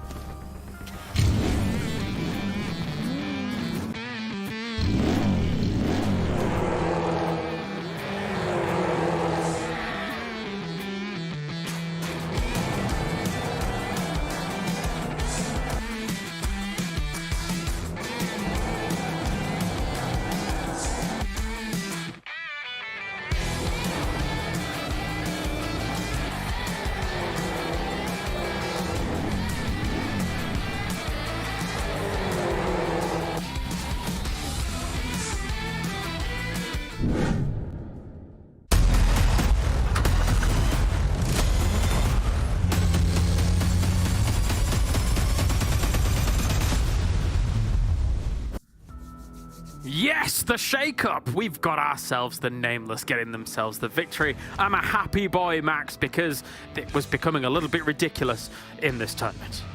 Yes, a little bit too much, but MADBULLS keep getting away with it, Kalaris. What's going on? They just down to Frozen, like, we'll just go for one compound and the circle keeps centering. Oh, well, not even a compound, it's a sniper tower and just keeps centering on top of them. And they get themselves a second place off the back of that. But good on the Nameless. They got a compound. The circle kept going their way. They pushed against KONINA Power. Good stuff to see a team get their second chicken dinner of the whole tournament. Good job. Not bad at all. Let's take a look at the numbers coming in from that game and see how they all stack up. It's very Sanhok numbers, although VULGAR boys, whoa, 11 elims on their side. KASIK team with Titan not here, 9 elims, Max. What? I was talking about it during the game, Kalaris. I really think KASIK team need to change their drop, like especially for the finals. Otherwise, that will cause their demise because you're not going to have that roster to swap all the time with the groups changes in the finals. You're going to have the same 16 teams, and KASIK team do not want that to happen for a third of their total matches. So good on them to get 9 eliminations on board. No fighting in the early stage has been working wonders for them. Though NEXUS, again, we see it happen so many times, Kalaris, in this phase. Strong eliminations, 8 total. No placement points almost. So good on them because those eliminations are really helping out. But when it comes to qualifying for the championships, we need to see them making it further in these matches. Yeah. All in general, so many results really going the way of some of the underdogs here for this one. Very happy to see it as we've got down towards the bottom here. Look at that, Gladiators and Major Pride down here. This is fine by me. I'm not against it. Dagestan down here. I'm not against it. Just because, you know, I'm Brit and I like to root for the underdogs, Max. Yeah, I mean, it's really fun to see that there are some teams that are able to shine and sparkle at the top. So cool to see a little bit of a difference here with the Nameless. There still, I actually was looking at the teams that have yet to get chicken dinner. SHOCKWAVE has yet to get a chicken dinner this entire tournament, which is impressive. Like, we saw what they could do back in spring. They had good moments. And the fact that after almost 3 phases, they have not got themselves a single win. The French, what's happening? I'm not sure. I like how you describe it as impressive, and I'm like, yeah, impressively bad. Like, but I'm also slightly surprised, right? Like, considering the names on that roster and considering that there have been moments in those previous phases where they not only got wins, but they got big wins, right? So anyway, well, I mean, we'll see if it comes to fruition. Obviously falling by the wayside after this amount of games, this amount of phases, it's definitely not ideal. But I suppose the future can always look brighter. It could. Maybe not now, maybe not this season, maybe not this year, but maybe at some point. We'll see how the Nameless looking at their overall 6 elimination on board. They got themselves a good compound. They got them circle. They got themselves a good chicken dinner, Kalaris, which I'm glad to see, especially with a player like Beast. This is very experienced. I feel like because of his background, I was expecting him to do a little bit better with his team this season. It's been tough, but the Foopsening, it's happening, Kalaris. He's doing real good this game versus Gladiators. How 2 of Jackie's favorite players here in Foopsman and English able to really kind of rock the board for the whole game as it did play out. The one thing that was interesting, though, I will say, beyond these two players, whilst we take a look at the highlights, that for the Nameless, their compound actually causes so much chaos on the edge plays, right? If you're thinking about strong positions that could potentially push up against that compound, there's almost non-existent locations. You're thinking about the north side where MUERTE is. No, they can't push up against that compound, so they have to make weird wraps and stuff like that. It creates so much oppression in the circle that not many teams could play around. Yeah, I mean, everyone like SBG, NEXUS, MUERTE, KONINA Power could not get even remotely close to that position because, as you said, it caused so much chaos for the teams around it. And the thing is, all the teams north were dead. All the teams over to the east side were dead. Then they had that high ground position against the remnants of Alpha Team, the remnants of also MADBULLS. So it was just going to be very easy for them to secure that win when they were playing off of that high ground, especially this strong fight versus KASIK team, really good clear from the entire squad. But then, yeah, they just have the high ground, they split up, get the angles. A little bit overzealous from Beast, I do have to say, because it is Sanhok. You are going to have snakes in the grass at some point. Oh, yeah. But they do make it up as a 3-man against Frozen. And still a second place for MADBULLS. But yeah, and VULGAR boys, talking about them here on the stats, like they've been popping off this match. 11 eliminations and clearing Gladiators that we criticized for maybe being a bit slow. But VULGAR boys, they get these one pop-off games every once in a while, which I love to see, really. They're looking so much better in their attempt at fighting, which is a great start for them, right? I mean, all things considered, there was a world where I'd written them off completely, like in terms of them trying to challenge for the top spots, but Phase 3's come along and it feels like they've changed gears a little bit, Max, and I can't quite put my finger on how or why, but they are able to shoot a lot better. Yeah, it seemed like the entire team has leveled up. I think Dakimi has been looking a bit more impressive, and they're just playing a lot more closer packed. Before, they would like to go for these wacky splits, and they would get punished for it really easily. Here, they're just playing closer together, and they like to play edge, and teams that tend to rotate a bit slow will be punished by that. I think Gladiators, we criticized them as being slow to leave the Northern Western Island, and if it's not on their island where it finishes, they tend to not survive really long in this Sanhok game, and VULGAR boys just playing the edge. If they get crashed, they actually now, after, what, 4 or 5 weeks of training now, have been able to put up good fights against the top squad. So yeah, they're becoming scary, and they're learning, it seems, every single phase and becoming a stronger team every step of the way. Well, let's check in with the overalls then and see, I suppose, has that gap of 50 points even increased? And yes, it has. MADBULLS continues to just rocket up at the top here. Beyond that, though, KASIK team jumps into 7th with the points that they're able to accrue. Yeah, sorry, I need to go back on MADBULLS. Like 4 chicken dinners and then just 1-1. Come on, what's going on? It's so insanely top. It's not just top heavy, it's top 1 heavy right now. They're almost doubling the points of anybody close to them. That's kind of ridiculous. They're going to get there. Like, you know, they're going to get there eventually, because he thought, oh, they're not going to get the points, but they still get there. They're on the second page, MUERTE. A little bit of a slip. It was a tough game there, fair to say, because you stated the compound of the Nameless. It was not going to be an easy rotation path for the likes of MUERTE. They tried to go for the wide wrap into KASIK team, KONINA Power, but it didn't quite work out in the end of the day. But you've got to trust the process for MUERTE. They will get back on board. All right, well, if there's any consolation for these teams, MADBULLS is not playing this game. So, as we get on to Erangel now... Yeah, I mean, KASIK is able to do it in the previous one with Titan not there, so let's see if the rest of the lobby could do it with MADBULLS not here. Let's head over to Jackie and Blank for all the action from Erangel. Hey, we've made it to the mid portion, which means we get our Erangel. And honestly, I think this will actually be a really exciting one. Middle game of the day, Blank. Everyone's going to be amped up. We're out there in the grassy pastures. We're getting to roam around, see the lay of the land. I think this has got to be a banger, surely. A slobber knocker of a game, I'm predicting here. Huge money on the board right now for some of these teams. Dagestan, 3rd place. Yes, please. We'll be playing this match, though, unfortunately. KASIK team also out. The Nameless not playing after their big win. They can take a little break, a little breather, knowing that they got themselves the chicken dinner. The Nameless also, by the way, 20 points on the board. Was that all their 20 points from that one game? Just from that one game? There's no way. There's no shot. I could see it. I could see it, honestly. Ooh, that is painful. Either way, good job. Hats off to them. Well done. Gladiators, I want to see a good game from them. This is the team that I would like to get some big money points over on this match. The big names aren't playing here. They're going to really stop them slowing down. MADBULLS currently are just boshing out of control. Zerich with 5,500 damage total. Oh, bloody hell. Man, Zerich is just so insane. Like, it's crazy the amount of shots we've seen him hit, just making it rain again and again and again on anyone that wants to peek into him. There you go, again, always showing up in the top stats. Nice to show that him and Fleek are being able to play in the same roster, but also compete against one another, it feels like, for most eliminations, most knocks, always just looking so damn sick with it. Yeah, it's gorgeous stuff right now. Eastern playing path, once again, we're back in the water, Jackie. We're always in the water. When are we not at this point in time? With most teams in a fairly decent position to get towards it. I think most teams are dropping out towards this eastern side of Alpha, VIRTUS.PRO, PERMITTA Esports. MUERTE should be fairly happy with this kind of drop too.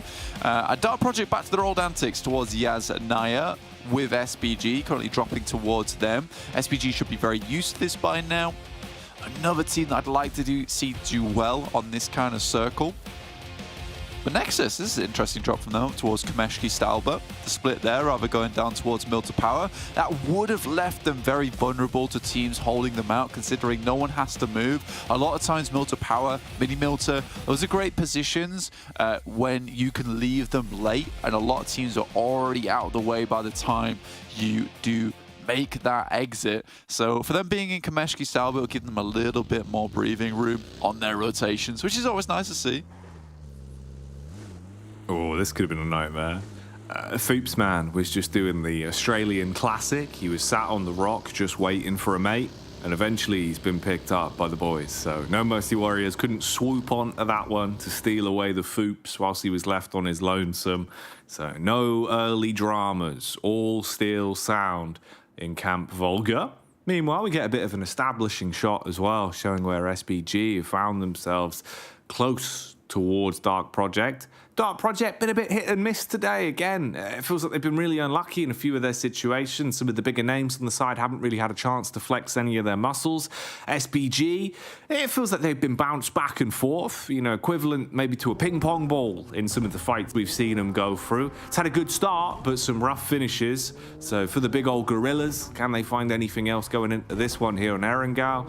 That'd be a question. For Dark Project, where's the bar going to fall? What sort of consistency are we seeing for today? Because right now it feels a little bit slow, not as lively as I was hoping for. Yeah, tiny bit. And again, it's just what you want to see is a little bit more out of the team. We discussed the problems that they're having yesterday. I'm sure they're still here with us. And again, it's the case that there still needs to be a little bit of rebuilding in terms of the team for these guys, or in terms of just their playstyle and what roles they're taking up. That'll happen in the future. For Dark Project, we're just going to continue going ahead. I mean, last season they had some really strong players on side. They've been picked up down towards VIRTUS.PRO, also having a good time of it. Weight on that team alongside Elementrix from ARR, who also was a fantastic player. So I think VIRTUS.PRO kind of stole away some of the best players from Dark Project. Again, they found success off the back of it though, and that is all about just team rebuilding, finding players to fit into a squad that's going to work in the long run. And I think the VIRTUS.PRO's found a bit of a winner there. They just need more time in the game, more experience. I mean, MADBULLS, Gladiators, Major Pride, these are all teams that have had a huge amount of time to build up experience, build up that team synergy. This just looks like a wacky warehouse in front of us at the minute, in terms of taking this compound floor by floor and trying to force PERMITTA out of it. Been an awkward battle up to this point. Bit of a roam coming in as well from SBG if they actually do want to swoop in on this one. Seems like they're eyeing it up like a magpie, looking at a worm, thinking, do we go down on this one? Just swoop in, see if we can steal it away from them. They've got the lay of the land, but Alpha also have a similar sort of idea here, just taking a cheeky peek down from the ridge side and getting an overview of where exactly these squads are. So a lot of hustling and bustling going on. If Afis wants to be saved by his teammates, it's going to be a bit rough on the old timing, and everyone else is right here to go for the maneuver. This will instigate the peak from Dark Project, and then the dominoes should slowly start the fall. Oh, Alpha finding it there to deny Afis being saved. I did find that really sad for Athis though, because They were all throwing nades over towards that rooftop, assuming he was still knocked up there. In the meantime, he's dropped off the roof. He's crawled about 200 meters towards his teammates in the field. I feel like they could have sent in the old Saving Private Ryan play there, potentially got him up. It was just a little bit too little too late. And he was just calling, guys, I'm out of there, I'm free. I've got down the hill. I've done a roly-poly, please help me. But it's not to be. And PERMITTA will lose Athis at the start of the day, so no more peace signs. No more peace and love in this lobby. Only fighting from here forward. Yeah, the peace is gone.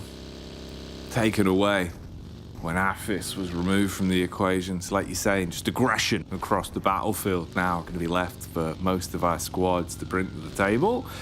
I suppose interesting storylines, of course, as well, is the fact that, like we were saying back on the desk, and like we established coming into this, there is no MADBULLS.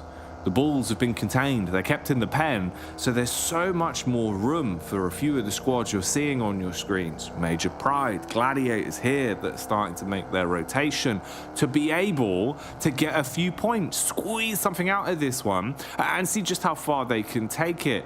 Because, you know, this really is prime time opportunity now. You're on Erangel, bread and butter map for a few of these squads. You've got to grab it with both hands and run away with things. Gladiators, namely, I feel like really do need to take this one in their stride here. They've been having some blinding games. Individually, they've been looking so much better. Honestly, Blank, given it, you know, sort of any given situation, Meku, Matic, Tixi, it feels like any one of them can pick up the baton and go on to make a 1v2, a 1v3, some sort of crazy play. The skill level on this team right now looks through the roof, so they just need to squeeze out some more points, get a bit more out of this. Yeah, it's always crazy because it did always feel like Matic and Tixi were sort of the pop-off players on the team. You had Kitsune, great IGL, Meku, who was also on that side angle. We've learned a little bit more about them now, knowing that Matic also makes some strong calls to the teams at the same time. You know, having two shot callers is always better than one, especially in a situation where you're playing a split. Having two players to discuss, make those plans on the fly is great news. But yeah, you're right. We're now starting to see Meku taking a bit more control of these games. Kitsune also really leveling up his gun skill in terms of gameplay. It's nice to see. I think Gladiators are probably one of the fan favorites within the lobby. Just a lovely team in general. Everyone on that side are just really nice people. I mean, the amount of times I've seen them at events, you know, being able to have a nice chat with them as well. Kitsune, a real bosh fella. But yeah, you kind of do want them to succeed just from everything that surrounds them, for how long they've been playing the game. The team that's been together probably the longest within PMPL EU. It's lovely to see. Again, they are just kicking the Nitro into full effect here as they send towards a lobby. But you're right, Major Pride, big game for them, big match for them, considering that MADBULLS have just extended that lead in terms of PMGC points so much. Heading back towards this fight at the moment, towards Heaven's side, as nades just pour in from SBG, will remove the remaining players from Dark Project. Very comfy little engagement there for SBG. Really didn't have to do too much other than send in about 1 million grenades. But that'll do the trick. Hey man, if you can hit the mark with the pins pulled, you'll be laughing all the way to the bank. And that's just what they do on that one. Clear out the compound in seconds with the detonation being felt throughout the building there. So, shutting down Dark Project and removing them as our first full squad to fall, going out in 16th place here in our third battleground of the day on Erangel. So SBG have a bit of room to flex the muscles. They know that there were squads close by though. You had Alpha right on top of them at one given point. Alpha now forced into a bit of a clash versus Gladiators, it seems, as they were caught head on during their rotation. Eaten so many bullets, but at least been able to deviate back up towards the tree line and keep themselves safe for now. You're in a bit of a divot here as well. Gladiators somewhat exposed from many different angles with the squads that are encompassing them.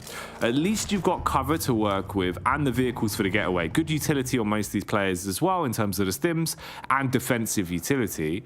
But even then, for Gladiators, this feels like one of these situations that could get out of hand a bit quickly if we see teams feeling confident, feeling like they want to instigate a fight from this. Titan, meanwhile, finding an opportunity to backstab there onto MUERTE as one of the players will be knocked.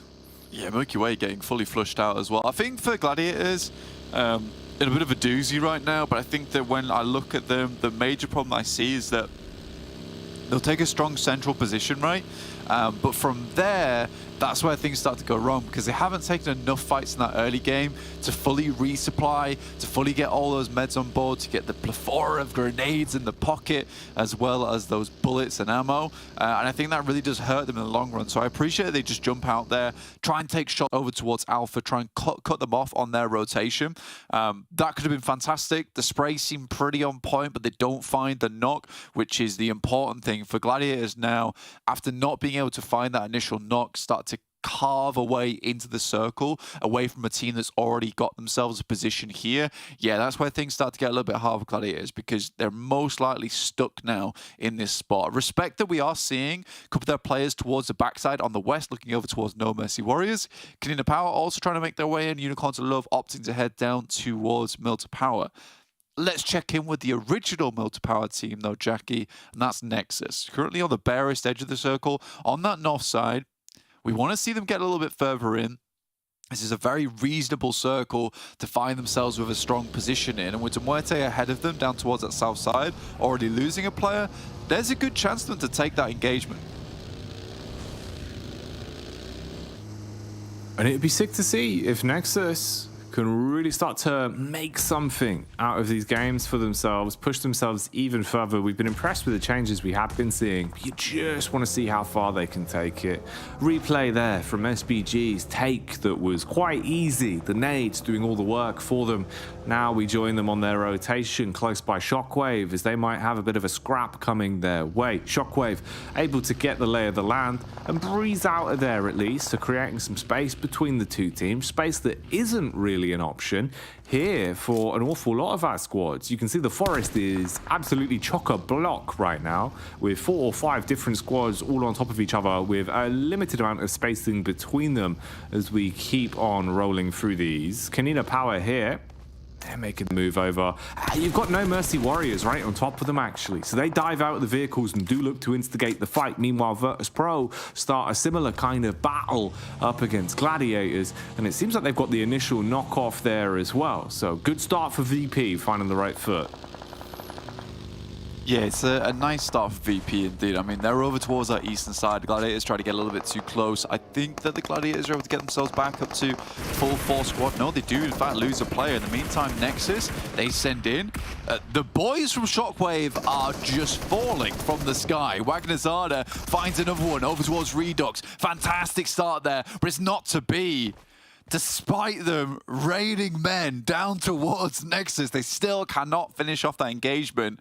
But yeah, I mean, if I was in that situation, my vehicle flips, I start descending from the sky, no parachute, I think I would have just died instantaneously. So it's impressive they're able to put up some kind of a fight there, Jackie. Yeah, keep level heads even in pretty awful situations to deal with. And that alone is impressive enough. Bodes well. Goes to show there's definitely something to write home about for this squad. Titan, though, commanding respect in the Elim feed as they're able to battle back versus SBG. Also, the arrival of VULGAR on the scene adds insult to injury on this one and keeps it going, peppering bullets into them. All 4 alive for VULGAR at the minute. Just choosing when they want to try and stick in the scalpel, only given these third parties now and then to execute off the back of. Nice spacing as well. I mean, Titan are relatively further back, so shouldn't be much of a room for them to swoop down onto them. SBG, what remains of it at least, the last 2 players, hop in the vehicle and opt for the quick getaway, but they bypass through the area that Icy's holding, and he does not miss a beat. Yeah, man, Titan's such a weird team in the sense that you will just see them hit some unbelievable shots. Icy will start really raining down hell upon you, and then stuff like this will happen, where you're out in the open, you're getting your vehicle, you do not really have an idea of what's happening, and you're not isolating angles. So now, Icy has a big task in front of them, because they've got to save Old Boy again. Recover Old Boy. The classic mission that Titan have been through many, many times. Old Boy, though, his HP dropping rapidly as bullets are being fired his way. Might make the recovery mission an awful lot harder. Meanwhile, you got the push up here from MUERTE. Smoke's down, no pre-fire into it, though. There's an opt to see if they can get a bit lucky on the connection. So Old Boy might have just been able to starve off Def on this one as they do get him back up and kicking and quickly go for the rotate out. Furia, though, watching it like a hawk, strikes back. So Old Boy back down onto his last legs. Whoa, hello, PERMITTA. What's going on here? He's just stayed in the car as well. Rogo, sick of it, didn't even want to get out. But yeah, with Furia taking that gorgeous off angle over towards the northwest side, able to find Old Boy once again. But in the meantime, PERMITTA just flies in over towards MUERTE. And now NEXUS looking to pick up the pieces. Top of the car, it's Malloy. It's not enough. Doran, he is also sick of it right now. NEXUS, they're in the circle. They're looking to prowl. They find the eliminations where they can. And Titan's back up to 4. Old Boy, don't do it to him, Doran. Oh, he tried his best. Wondering if we were going to see the Old Boy re-knock time and time again. Maybe that's Furia's area of expertise, though. As he's flanking up, he's really closing the gap on him. I see. Seems like he's got a bit of an inkling on this one, turning his focus back round and actually hits it as well. And on the money, hitting the head on that one. That's crisp, man. I see. We always see it in the stats, just how head and shoulders he is above some of the other players in the lobby. But when you get to see it from his POV, it just really goes that extra mile to hammer home how good this guy is. Yeah, I mean, he didn't even have vision on it. It's through the tree line. There'll be pings coming through from Titans, roughly where he is. He makes the assumption and just hits some beautiful shots there. Really, really well done to IC. Definitely the only player there really keeping them alive in a very tough situation. Lovely nade from Effect. Takes down 2. 2 players from Alpha still remaining. Spots out one of them. Doesn't want to take the engagement just yet. Feeds the information back across. The game of push and pull here. Major Pride being able to survive in the battle versus the horses as they pull no punches versus KONINA Power, slowing them down and fragmenting the entire team massively. Robs, meanwhile, takes a pot shot from Kapahala as they apply some pressure with the Mini 14. Major Pride just starving off the rotations as well. Fully committing onto Tenchik and taking him out of the equation, so it gets harder for Alpha. Meanwhile, NEXUS crashing in. Icy, damn good with the steal, but unable to barricade himself from the bonnet that's knocked him on his feet. And they battle this one all the way to Old Boy as well, ruining him with the contact from Kapahala. This has gone so rough for Titan in a short space of time.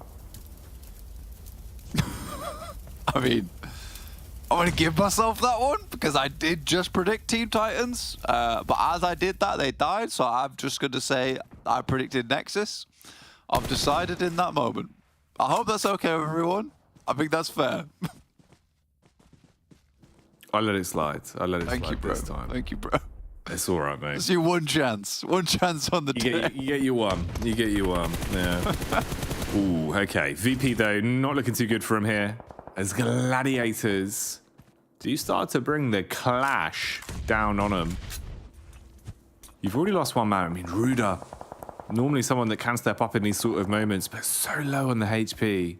It's the long con they're going to be playing for with this, really, if he can heal himself back up and they can fall back a bit. Ooh, peeks in. Could pre-fire onto Kitsune as well. Doesn't like that one. No, we'll have to back off. 2 players left for Gladiators.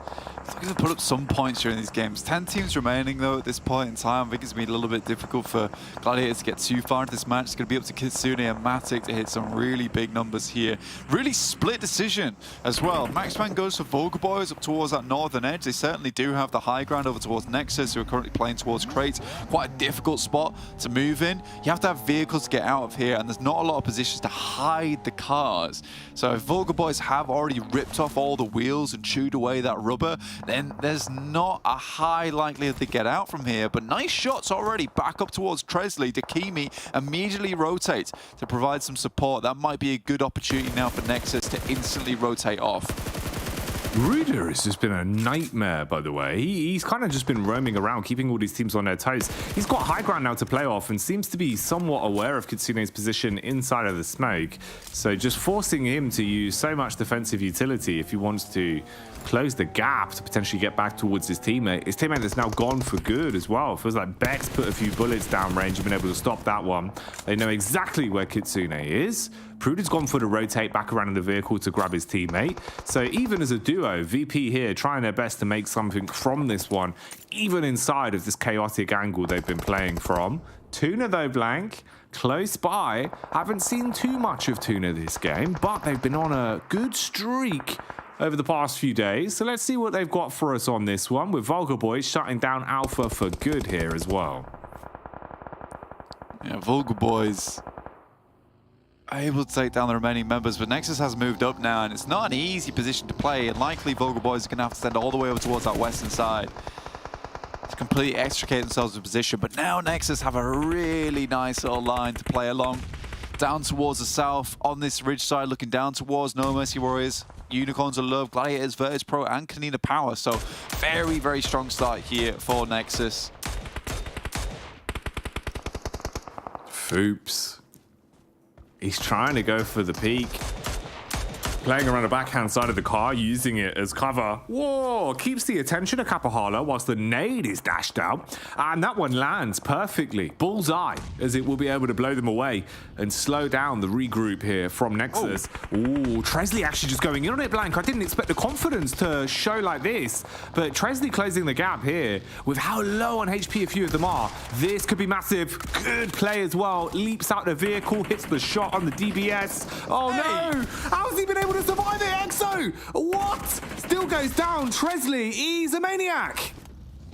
VULGAR boys! Oh my god! This is a crazy play coming through from this team.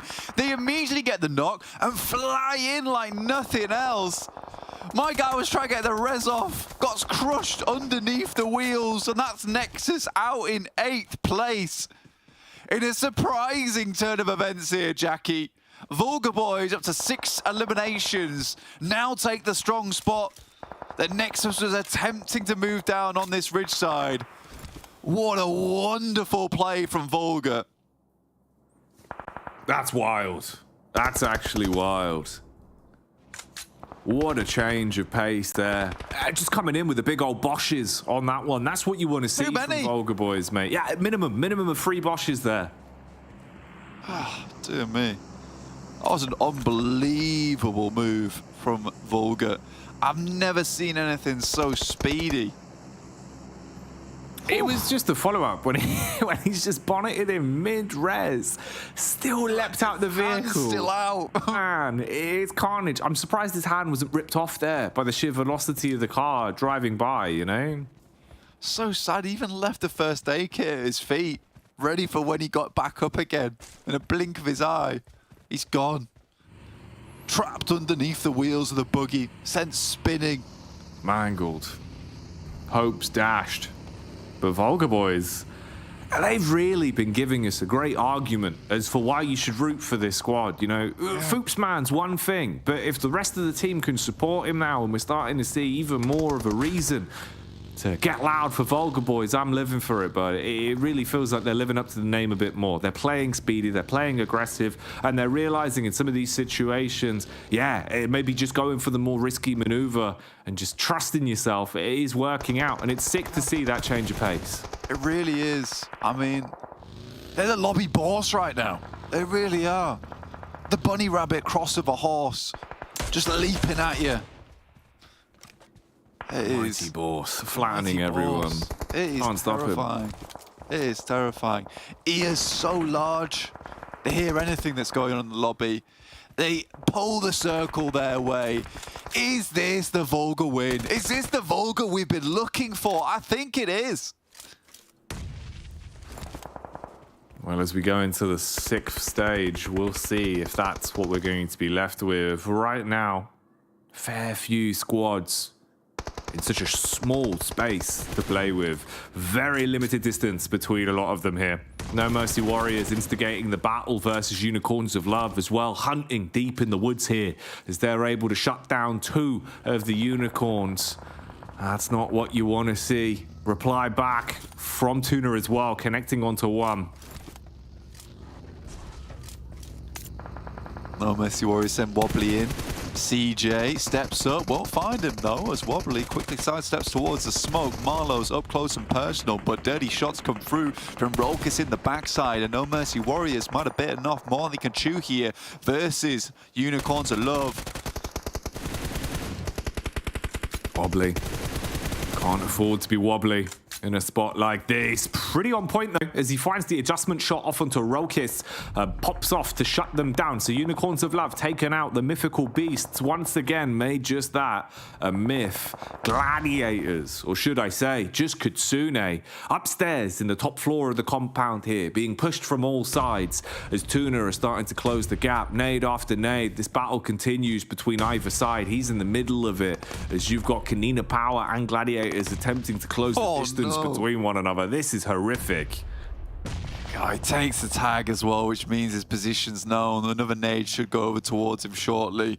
Tries to crawl out the way just a little bit, but the team seems to be slightly unaware, thinking they got the tag from off in the distance. He will step up. He starts blasting. He's just firing out shot after shot on the DPS. I mean, there's been no reply to him yet. You can see the shots going off. They're going to run straight into him. He was waiting on a close angle. Peeks up, he's good for one, but that's it. Kitsune hoping that maybe he could have a surprise maneuver there to upset. Instead, he goes down. Yeah, I mean, it at least did something to try and help him out. It's made it a bit worse for KONINA Power. The nades, though, that's on the money. And TUNA really just eating it now. 0 last alive in a spot like this. Not good. Tresley will send the nade over towards finishing him off, but TUNA once again towards the top numbers. We're down to our final 3 almost. Aztec last left alive for No Mercy Warriors, as VIRTUS.PRO tries to take this one home for themselves. KONINA Power might be able to get their second player back up again, but VULGAR, said before, if NEXUS had taken this position, great, an easy win for them. But VULGAR just comes out of nowhere with such a slick little maneuver in the buggy. Unstoppable with a Triceratop front-loaded skin, just impaling those guys. Now Tresley looks to take on VIRTUS.PRO on his lonesome. VULGAR boys really going huge, and they've still got the star man, the spotlight player in Foopsman, alive and kicking as well. Foopsman ahead of the pack here. A three-pronged attack from them with a lot of distance between, so spacing really being utilized here to try and take as much map control as physically possible going into this fight. Bit of a fragmentation set up here as well from KONINA Power, with Palucci and Agoria playing on either side just so they can watch both flanks. And then VP down towards the bottom. So your 2 duos versus the triple threat that we see brought to the table here from VULGAR boys. VP starting to edge further forward though, closing the gap little by little. Contact found for Foopsman onto KONINA Power. A lot of damage. Palucci losing his HP quick here. Yeah, Foopsman does see him. And in comes Tresley, the double monitor. That's KONINA Power out. He's out of control. He's outrageous. Oh, mate, that is despicable. The Byfield bonnet hits both of them quickly. A duo goes down in a matter of seconds. And now VP in such a horrid spot as Beck gets obliterated, and Foopsman, the superhero, commands respect as he does it. VULGAR boys, they've run away with that one. Foopsman just looking immaculate towards that end game. Look at him. Got the eye on the prize there. The glasses. He's pulled them off. He's put them up to the sun. And he's just laser beamed all these teams. It's unfair. It's outrageous what happened in that match. Tresley as well was just going off, like you said, with the Byfield bonnet. Just boshing them left, right, and centre. Whew, unacceptable. No, it is kind of egregious, some of the plays that they were making, but they worked out time and time again. And this is fantastic. You know, this kind of narrative that we've been building all day of just some of the lesser named squads, some of the squads that have been showing us little bits of improvement, really having a field day of it today. And it's fantastic. And of course, Foopsman stealing the spotlight like the superhero he is, Blank. What a treat. I love it. I look to the skies. I see the F in the skies. I also see a K and an M because we're heading back to Calaris and Max. They are the Vulgar Boys. Max predicted Vulgar Boys. I can't believe it, Max. Well done. What was Hey. happening? I kind of like, it was kind of a mean pick, but I was like, actually in a decent spot, it could be good. And then they start playing it really well. I'm like, okay, give me the Vulgar Boys chicken dinner. Let's go. Oh yeah, it's lit up. There's just a white logo. But yes, It's just done it. tiny little rabbit. But yeah, with Tresley in particular, like that play with the buggy at the end versus KONINA Power, like they're blasting out of control here, Kalaris, and they're splitting Off of control. Wow. Off of control. They're just off the control right now. Yeah, and a good split on the northern side. They eliminate NEXUS, which that was a fight I did not expect them to win as dominantly as they did. 21 points. Their best game, I would say, this entire tournament, Kalaris. Yeah.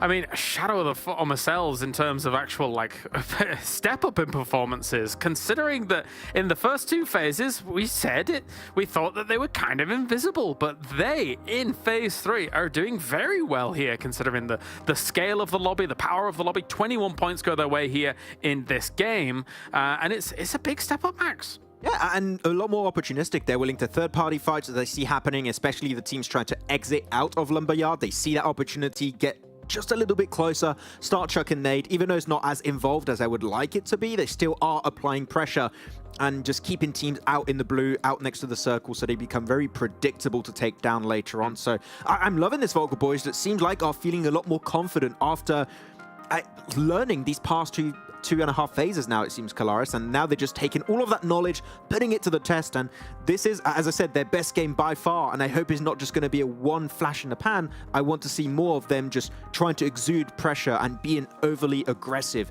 in these kind of finishes. Yeah, they seem to be doing well when it comes to this edge sweeping style, which we've seen them be successful before. There he is, it's Foops, man! With all the power of Foops and a small bunny rabbit.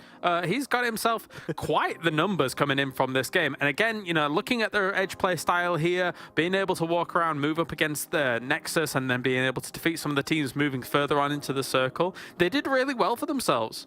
Yeah, these are the average stats for the entirety of phase, for actually the entirety of today. Pilots a little bit rough, but yeah, Foopsman, Tresley, and Dakimi have been doing pretty good. Dakimi a little bit on the lower side of things, but Tresley is a player that I think we haven't really seen much of. It's been a lot of Foopsman, there's been a lot of Dakimi. Pilots from time to time would be also stepping up. I think in phase 2 was when we saw a lot more Pilots, but Tresley was the only player we were missing to really step up around the entirety of this roster, and he's finally done so in a very unusual way with the buggy drive-by on KONINA Power, which you love to see happening every once in a while.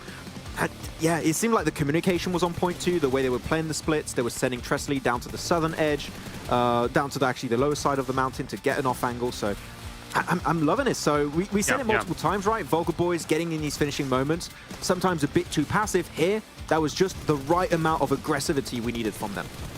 That's right. And I mean, considering the loadout that they've got as well, very well equipped for a south of Lumberyard finish, right? Like everybody's got themselves a DBS or an UMP, everyone's got an M4 or a SCAR, just being able to take these very close range fights. There's not a lot of long range fights that you're going to be taking, moving from north from this circle south. So really well done by them. 1,000 damage done during that as well for them. Overalls, as we see, MADBULLS not playing this game, so we've got an opportunity for everybody to kind of move on up against them, but it's not by much, as Gladiators got themselves a few points here and there, being able to get themselves to 90 points right now. But Vulgar Boys, 6th place. Yes, baby.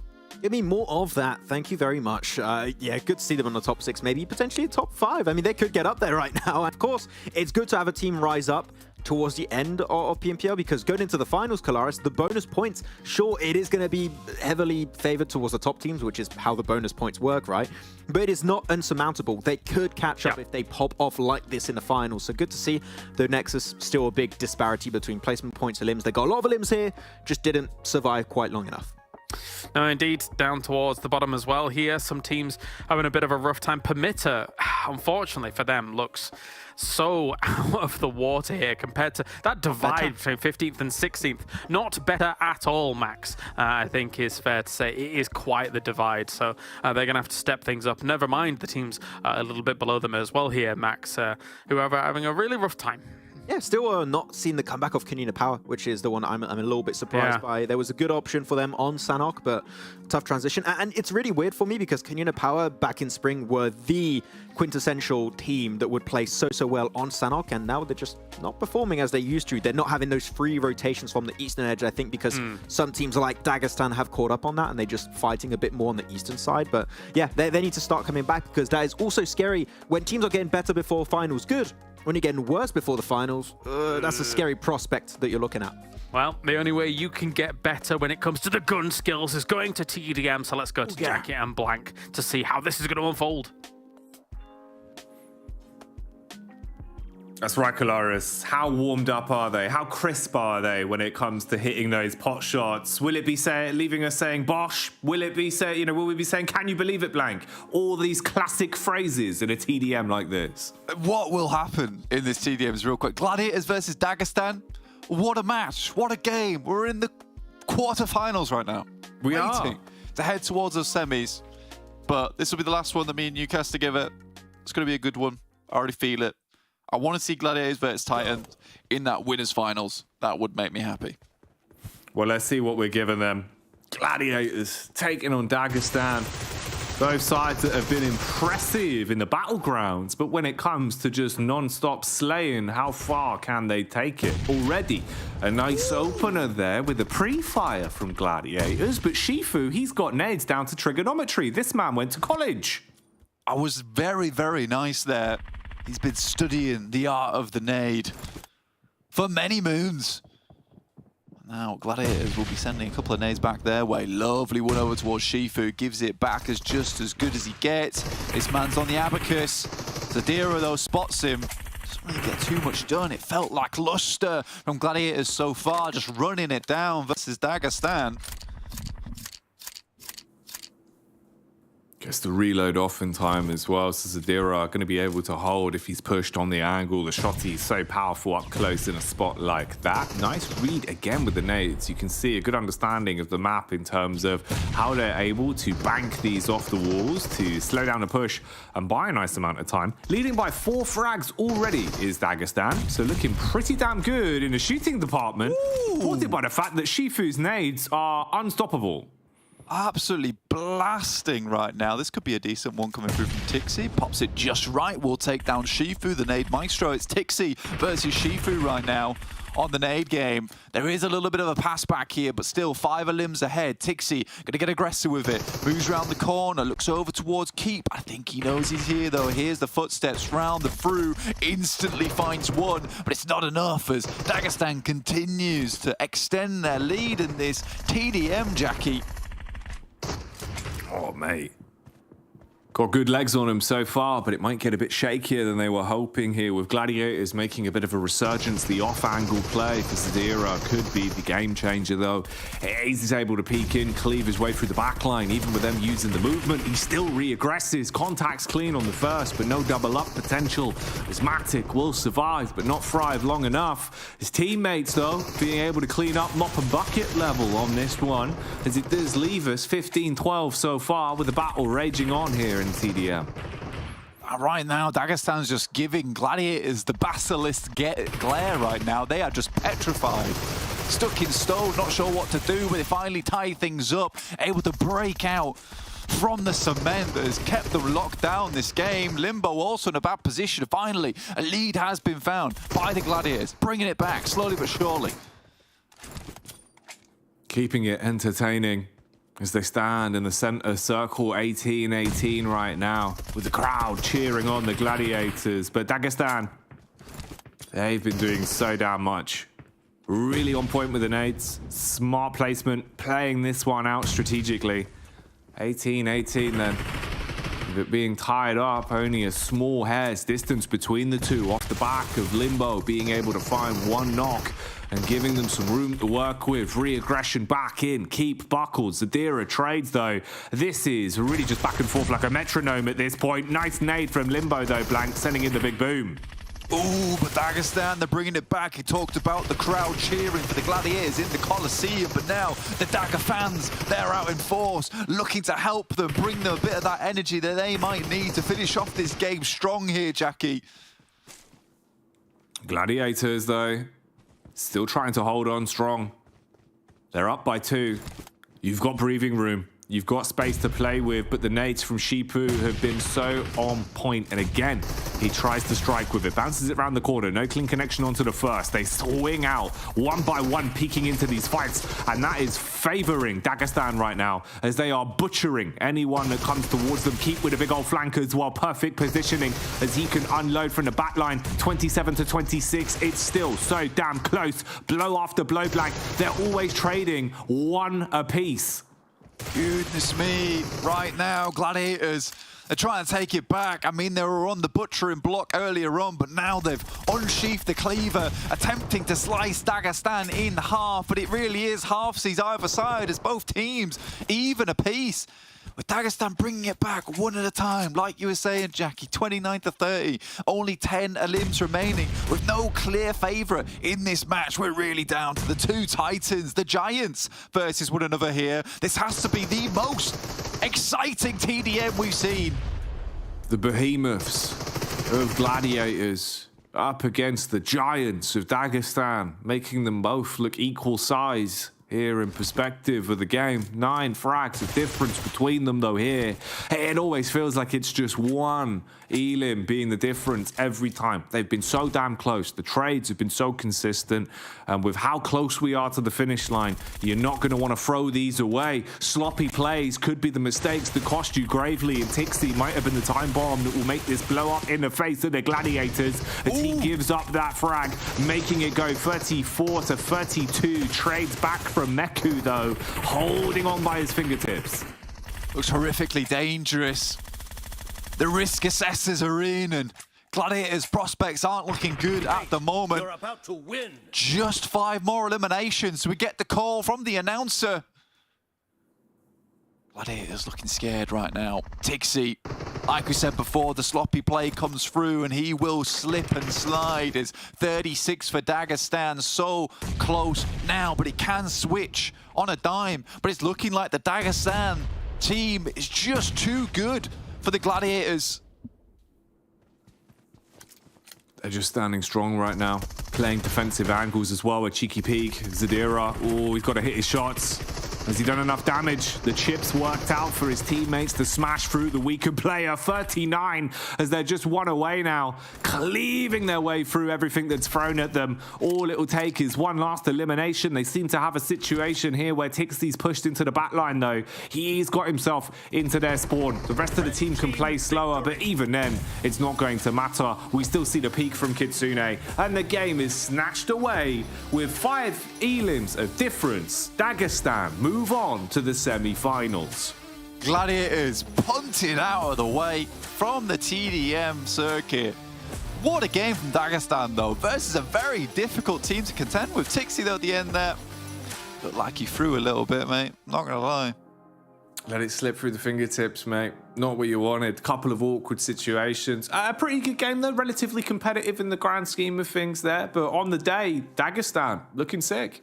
Yeah, absolutely. I mean, they've looked sick today as well, you know, moving their way up towards the top of the rankings quite quickly. I think they were in 3rd place before that last game. But yeah, really, really fantastic stuff. And great to see, great to see. We'll be heading over towards our next match very shortly. We'll be with that one as soon as. But I'm really, really sad the Gladiators didn't make it through.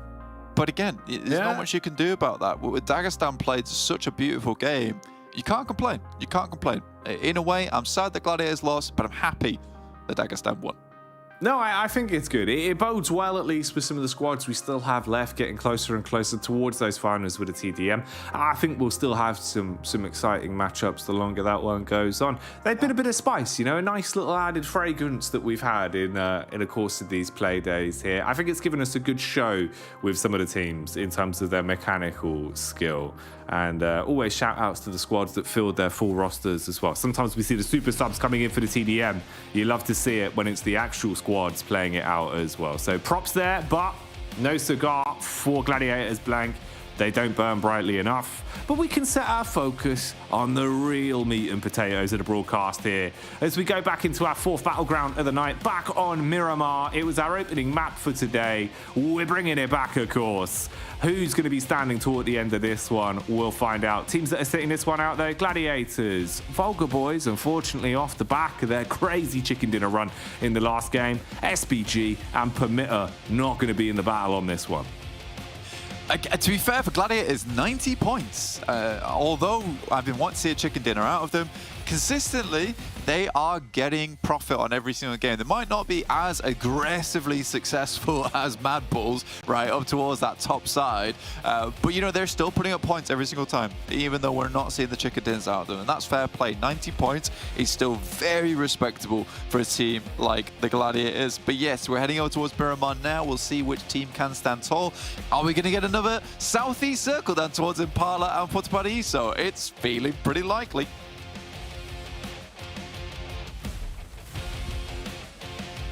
Oh, man. I'm curious what we're going to get here. I've enjoyed these Miramar games. I feel like it gives us a lot of breathing room for some of the teams that are a little bit more unorthodox in some of their play styles. Miramar for me is, well, I don't know why, but it's still just so ingrained in my brain that it's a VP map. It feels like VP should do crazy things here.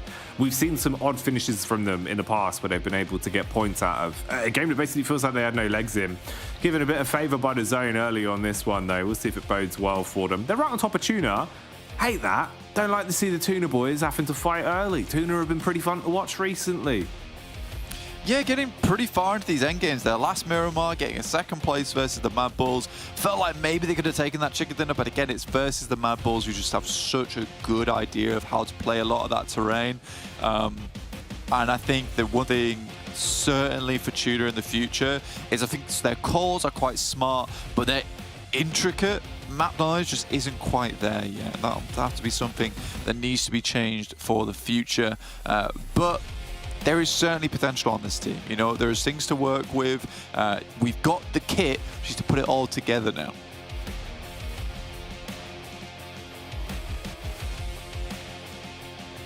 All the tools that you need, just using them in the correct order will be the difference maker. Titan here, not forced to fight early as well. It does really feel like they're kind of cursed on a lot of their common drop spots on both Sanhok and Miramar, where usually we always see them having to duke it out from the get-go. Happens a lot here as well. So thankfully, this is one of the times that they will be given an opportunity to loot, so we can see classic Titans on display. The MUERTE on screens now as well. They've had a few glimpses of the high life today, but I feel like we haven't really seen that true flavour of the MUERTE that we expect to see into a lot of these games. A damn menacing squad, but we've only had moments from Furia really today that have had us getting a little bit more amped up. So I'd like to see the entire team here bringing something to the table. Yeah, we sort of had, you know, MUERTE light. We've had MUERTE 0 calories today. It's not been great. I'd like to see a bit more out of them. Like you said, Furia has certainly still stepped up, made some phenomenal plays, but the rest of the team just isn't feeling it today. And you know, with Malloy having such a massive step up over the past couple of days, is the dude that you'd want to see starting to just continue on that streak with 10 eliminations in a single match. It just feels sort of odd that they don't get these big matches again. And I do think that their main issue is not being able to find their formula for success, because I think they're a team that likes to play pretty off the cuff, right? You know, they like to improvise a lot, and they're good at that, right? The difference is that with a team that has a plan, like Gladiators, of how they want to move into the circle, their pre-strategies coming into these matches, their predetermined rotations, you can get a lot more consistency off the back of that. And you can see the Yes and MUERTE get these big wins off the back of a lot of improv, but Gladiators are still ahead of them, even though they haven't had a huge amount of chicken dinners recently, which is always fantastic to see, just how those two playstyles line up. So I think MUERTE can still go for this off-the-cuff playstyle by the seat of their pants, but there does need to be some thought process. Maybe just write a few things down, some bullet points maybe.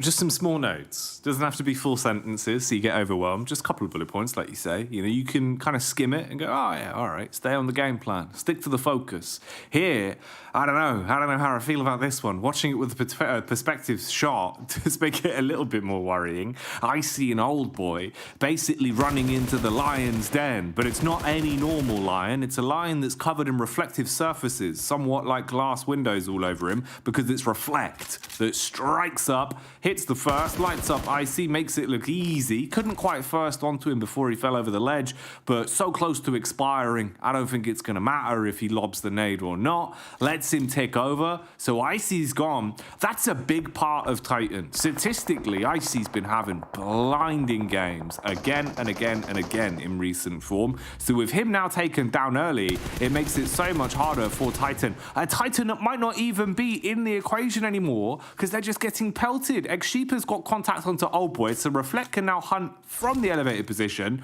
Blank, it is not a good day to be a Titan fan. It really isn't. I mean, for these lads on side, should be some good shots from Reflect. He only got a few more bullets remaining, but again, on this kind of trajectory, the Old Boy's in. It's going to be difficult for him to get away. He should be able to run over the other side and take some more shots too. But it looks like Old Boy has made the great escape, just about. Havlik also finds a peek over towards Reflect. Good stuff from him. Immediately, Sheepa goes in for a little bit of support there. Yeah, I mean, Icy has sort of been...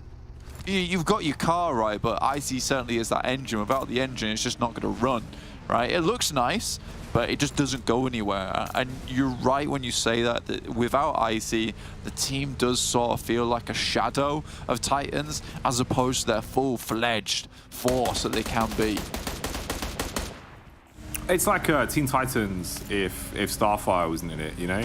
Just kind of it would have sucked. It would have sucked. Exactly. You're missing a bit of the power. Probably a big portion of it, actually. So you kind of need some help on that one.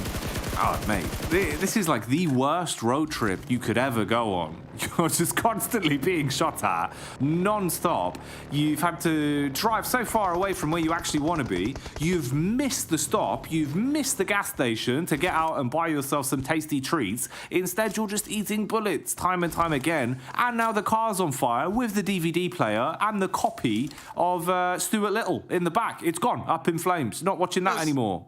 No entertainment. It's the worst. So for Titans, it's going to be a pretty horrific journey forward for themselves. Just trying to get Robs back up on his feet at the moment. I think the other boys are a bit preoccupied with getting their stims on board and healing up. Havlik needs to be ready to go in a moment like this, and Alpha's looking to finish it off. Lay down the hammer on top of Titans. Squash him. Ooh, Unicorns of Love. Backstabs with the SKS as a few bullets placed well will at least punish. Titan. It's so surprising they're still alive in this situation with everything they've been through, the constant peril they've been put into this game. But finally, they go up in a puff of smoke. The last-ditched attempt being the final blow from the shotty up close and personal. KASIK team love fighting Titan. So, of course, the proverbial dinner bell was rung and they tried to close the gap. It was Trofka that flanked up on him. Smart man, though. Good head on his shoulders. He's going to back off and look to join the rest of the squad. Doesn't outstay his welcome because Unicorns of Love are already trying to chase him down, thinking they can apply the same pressure onto KASIK team. Yeah, just leaving this one alone, not worth it. With the circle head so far towards the northwest now as well, towards water treatment. There's few strong positions here. You don't want to get caught out in the low ground areas. You want to have a nice high ground position where you're elevated. You can start taking control of the match. Dagestan's down towards the fielded area though. They're going to be happy to just sit here in a strong position towards the center. Typically do very well off the back of central positions as well to Dagestan. Not always the most huge amount of points, but they certainly do allow other teams to take each other down and then start to get involved towards those later circles around stage 5, stage 6. And I think that's a very comfortable way to play. Unicorn, ironically, was the one player from KASIK team that was kind of trapped towards Unicorns of Love. Hate their own kind, though, it seems. Not a fan of other unicorns being on the scene, so they do fire bullets towards him. He's got to retreat. is lucky to get back to the rest of KASIK, so they all survive. They'll be able to play off one another inside of the compound. You had VP relatively close by as well. They also seem to have cleared the gap of being forced into a fight they otherwise would not want to be into. So a light bit of looting continues for VP here as they take some space. NEXUS up on screen as well. Again, I mean, today, you know, we've had a lot of moments where we've been singing their praises, and it's been exciting to see what NEXUS have been bringing to the table. They've been very effective in a lot of uncomfortable 1v2s, 1v3s today, where EXO and Redux have both had to show massively with some of their close quarters combat. So gun skill, been looking good today. Been a bit unlucky with some of the games they've had. Let's see what they've got in store for us going into this one, as they're on rotation, and it seems like they're ready to potentially throw themselves into the thick of it. Yeah, because like that last game where we saw VULGAR boys take the win could have easily been a NEXUS win. It was just a lovely grenade over the top coming through from VULGAR boys into an instantaneous nasty rotate through, very fast push there, and I think it was so fast it was unexpected for NEXUS. They weren't able to get into position early enough to try and battle them off. They were just comfortably waddling over to try and pick Kapahala back up again. So for VULGAR boys to take that engagement, it's just very, very unexpected. So for NEXUS, could have easily been a chicken dinner for them last game, but again, the plan is working. They're getting into the circle early, trying to play on the edge a little bit more as opposed to inside the blue, trying to find these open areas where they can start to assault, maybe pick off a position of their own. There's a lot more rotating going on within the circle as well. We've seen NEXUS a lot of times where they'll just sit on the outside, not really do too much once they've made it in, because they've achieved their initial mission, which is to get towards the circle. They have to go a bit further than that. This next circle, though, a little bit more difficult. They can certainly take a north side rotation for themselves, keep themselves out of the clear, basically, because over towards this eastern side, there is a slight bridge, a little bit of terrain to play around, which they can kind of eliminate some of these sightlines coming through from VIRTUS.PRO, who are playing outside the circle right now, preventing this type of rotation from coming through. So it's an interesting play from NEXUS. It's just going to be slightly difficult versus VP holding them off, but they are flying away now in the vehicles. They've done what they came to do, which is to delay NEXUS. And this is interesting. SHOCKWAVE kick off a bit of a crash as they're going to park the cars right under the noses of Major Pride. So moving in to fight the kings of the animal kingdom. Let's see if they can withstand the pressure from this one. So many nades in the back pockets. You don't need opposable thumbs if you can somehow roll out grenades. That's what the Lions are doing. Meanwhile, Aza, similar sort of game plan here. Wants to find an angle to bounce that nade upstairs. If you could get it in the right location, it could be catastrophic with the close grouping that you've got on Major Pride. Effectively being played out as a bit of a stalemate on this one. So many nades from either side, so you want to use those to instigate the fight and wait to swoop in when everyone's at an all-time low with their available utility. We had a backstab from MUERTE onto Nomi in the meantime as well. So he's been knocked onto his last legs, which actually makes it somewhat harder for Major Pride here. It could be the difference maker on the instigation of the fight. So SHOCKWAVE fully commit to it now. 1-for-1 trades, have to clear out the upstairs. Wagnazada struggling, but recovers as he will hit onto effect. Just needs to shut down the last man. Couple bullets being fired towards Naomi, toying with him, but knocks him off his feet. And talking of knocking, right, at the moment, we are really seeing the confidence being knocked of Major Pride. I don't think they've been feeling as comfortable for all these fights versus teams that realistically they should have the upper leg against, right? I don't really understand what's going on with Major Pride today. Perhaps the pressure's getting to them with the PMGC points. I think they've done a fantastic job to keep up as much as they have versus MADBULLS, who have gone absolutely insane with their point scoring potential. Either way, though, they go down, and again, another game where MADBULLS can pull further ahead down towards that southwest side. You can see them on the top right of your screen there, out of dodge right now. This is a position where they can likely take a really swift rotation into the circle, Jackie. Oh yeah, you could definitely beeline it if you wanted to. It's been interesting, man. These lobbies have been so competitive today, with so many weird twists and turns in the narratives. It's been anything but easily predictable in terms of a lot of the games we've been seeing here. Redox, though, too big for his boots on the peak. eats the damage from English and causes so many problems now for Nexus. Right under their noses as well. I mean, you've got Dagestan and Unicorn of Love fighting for control of the compound here towards the long building. Meanwhile, Shockwave starting to struggle in their fight versus Alpha. So all over the shop, battles kicking off, with even MADBULLS finding an opportunity for some time in the limelight as they will strike. Zerich warming himself up early. Zadira and co, though, really wanting to flush out Unicorns of Love on this one. Do not like the fact that they are playing so closely on top of each other. They want to control this compound without issues. This is the fight that MADBULLS have been developing in the background, though, up against No Mercy Warriors. They're swooping in on him now. Flique playing medic to get Tulika back in the fight, whilst Frozen just holds the angles. Yeah, it's very, very good here. I mean, Zerich in the backside as well will be providing that information across that the Nameless are on their way. So for MADBULLS, need to reassess the scenario, quickly try and figure out where they want to head next, how are they going to deal with these new angles that are coming through, the nades over the top side. But yeah, it's a swift rotation from MADBULLS to get into the circle. It's sort of what was expected, but I don't think they really realized how many teams will be coming in for a third party now. They've got KONINA Power, the Nameless, No Mercy Warriors, all bearing down upon them. This will be really a big test of MADBULLS' character. But honestly, this is one of those situations where you're just done. Yeah, this is looking pretty cooked. It's going to be a hard one to keep alive here. Oh, Palucci punishing as he hits the uppercut onto Flique, knocks him off his feet, and takes down MADBULLS. So, they were out on parade, they were back in the game, but they're not able to get much from this lobby, leaving as the 13th team to exit stage left.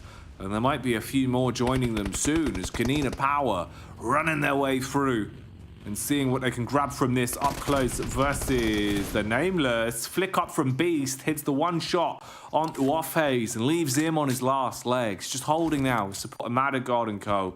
They can back up from this. They've got utility to try and get away and create a bit of space. KONINA Power still pretty unhappy with the situation. They want to continue to force the Nameless down. And I like this from Becca, constantly trying to move over towards this north side, control the circle itself. So at the moment, the Nameless are on the outside of the circle, outside of the zone. They'll have to be pushed in. The Beast, though, making some decent plays. Finally, Palucci goes down. Should be just one player remaining here in Becca. Has to make some big moves, some big moments from him to pull this fight back. Zero goes down. One player last remaining now for the Nameless. Madagod, the main man, got to pop off. Has to make some huge moves in this situation. Becca dashing nades, trying to buy a bit of time, realizes how uncomfortable this is for both himself and Madagod. They both go for the res. Haller's back up. Madagod can close the gap. He's got a bit of timing. If he went straight across and beelined it in, there would still be time on the res for Becca. Might have been able to jump the gun. Instead, thinking that maybe the timing's worked out in his favor, he plays a slower approach. They claim medic, look for the revives. They're not holding the angles though. Becca re-aggressing, spam through the smoke, and he bursts. KONINA Power gone. Out of there. Nice shots, honestly, overall. The MUERTE would have a line of sight over towards this fight. And with the players getting back up on their feet, very low HP, Furia could really be the problematic fella in the lobby. I think the smoke is dissipating fairly shortly too. So for the Nameless, get themselves back up to full HP. Hopefully don't get sprayed down here by MUERTE's Furia. They're on the other side of the ridge, and he also has to think about getting in towards the circle, because it's an awkward circle as well with the ridge and the valley that runs through the middle of it. It's kind of difficult to determine who's going to win this one, because it could easily center up towards Dark Project's compound on the northwest side, in which case they have a really good chance of winning. If it heads up towards the northeast side, TUNA currently have excellent elevation to control that area. It's a difficult game to predict. A lot of twists and turns in the narrative potentially on this one. Shockwave just finishing off the food there inside of the compound as they've got the knock already onto one man from the MUERTE, bringing them down to just a duo. Meanwhile, VIRTUS.PRO applying pressure here as they swoop down and strike versus Nexus, making it an awful lot harder, fragmenting them massively now. Redux and EXO playing trapped in towards the backside. A bit of a split across the board with all of our predictions as well, all of us taking it in different directions for this one. I mean, it's fair play. It's kind of what we talked about, right? It's difficult to know exactly how it's going to finish up. Heads down towards the southeast, yeah, VIRTUS.PRO win. Heads up towards the north side, TUNA win. Heads over towards the west side, yeah, Dark Project win. It might even be a cheeky little Dark Project win if they can bring something special out the bag here with their 2 players left remaining. It's just difficult to lock down. It's difficult to understand who's got the best playstyle. Furia, though, coming up, certainly has a playstyle of his own, and that is aggressive, gets in close and personal. MADBULLS, though, luckily able to survive against the onslaught that he brings to the table. Oh, mate, that's tilting. Malloy is going to be so frustrated. They had that in the palm of their hand there. It felt like they were doing a really good job of containing the Nameless and playing off each other.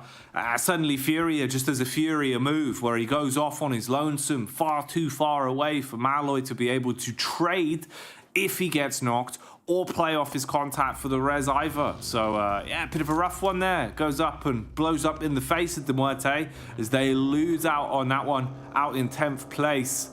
Unfortunate stuff for the MUERTE. KASIK team keeping the pain train rolling though, as they want to aggress onto VP's compound. Seems like they're breaching their way in pretty quickly actually. English taking a ton of damage though. He's got about 15% of his health left. Has to pop a med kit and try and play the long con. Yeah, full HP off the back of this though, so English can still keep fighting for a while, which is nice, obviously. Next circle will be hitting soon too, which is going to kind of change the flow of the game. Elementrix is down. Don't know if there's anyone there with him to get him back up again, but it looks like there is. That might be Ruder over there. Actually, it's Weight on his side, keeping him nice and safe. But again, nice nade from English over the top, inside the little bowl there. Elementrix might be next to take a bit of damage, but looks like he just wants to finish off Weight. These nades are absolutely oppressive, though. Jackie, really rough to deal with. Nice smoke as well to isolate the angle. Oh, this is horrific. You are basically in the worst possible location. 4 grenades. Oh, the Molotov would ruin you. English has just got to get it dashed out. He's taking pot shots from the side. Was hoping that he could deny the revive fully. Instead, he's also got to tuck in and go for the heal. Now is the opportunity. If he can get the Molotov in, it could have still burnt its way through the low HP player and Weight. He's just got to get the tag off and hope that it spreads. Does not. Doesn't have his gun out either. Switches to the secondary, looking for the jump shot on the shotgun. They're teasing him blank, but there's not really much of a move up from the rest of the squad in Ruder and co. As Beck and Ruder look a little bit more timid towards the backside. Thankfully, they have given them some space to play with. They back further up, they use the nade. Weight is again knocked, so Elementrix will have to smoke it and try and grab him. Something seems wrong for VP here, though. It doesn't feel like they're in control of this situation whatsoever. And KASIK team, they've got confidence in it. They re-aggress as a unit now with full health and the stun in the back pocket, ready to blind them. I think that might have been a gas can that he got him with as well, because it was an explosion in the elimination feed. Elementrix finds Trofka as well as English now down. Beck with some excellent angles. 2 players from VP are out, and KASIK could potentially get over towards this bowl. There is 3 nades remaining from Weight and Ruder over on this side, though, so a little bit difficult to work with. Unicorn heads in. English very low right now. The information will have been passed back, and Unicorn's going to look to pick up 1 player. But hang on a minute. With all of our focus being set on the battle between VIRTUS.PRO and KASIK team that have been blown off their legs, we didn't see SHOCKWAVE sneaking up to strike from the back line, and they're putting more pressure on VP. Ruder, basically the only one that's still alive for the Polar Bears, as he's forced to make a huge move, cuts his way through the defense, gets into the bowl, and looks to play for the reses, getting what remains of VIRTUS.PRO back into the game. That'll be at most a duo of Ruder and Elementrix. Oh, mate, you hate to be Skillsaz in a position like this. He's just in such an uncomfortable spot. It's gone from basically KASIK team laughing their way to the bank on this one, just about to clean up, to suddenly you're in the worst possible spot. Yeah, VP just ruined their lives, 100%. It's the only way to put it. I mean, the way that they were rotating around this bowl. Yes, eventually Wade and Elementrix went down, but I think they did way more than enough, Jackie, to cause some serious discomfort for the guys on KASIK team before Shockwave eventually made their way over. No Sheet still playing on the high ground towards water treatment, looking down towards any player that might be wanting to move out, but finally gets in a vehicle, will move over towards the ridge side as the next circle comes through. It is horrid to play this position, but TUNA now needs to set their attention over towards this ridge side on the northeast, because VP, Shockwave, KASIK, NEXUS, Alpha would all love to sit in this position. It's probably only one of the only available spaces to play now if you're a team towards that northeast side.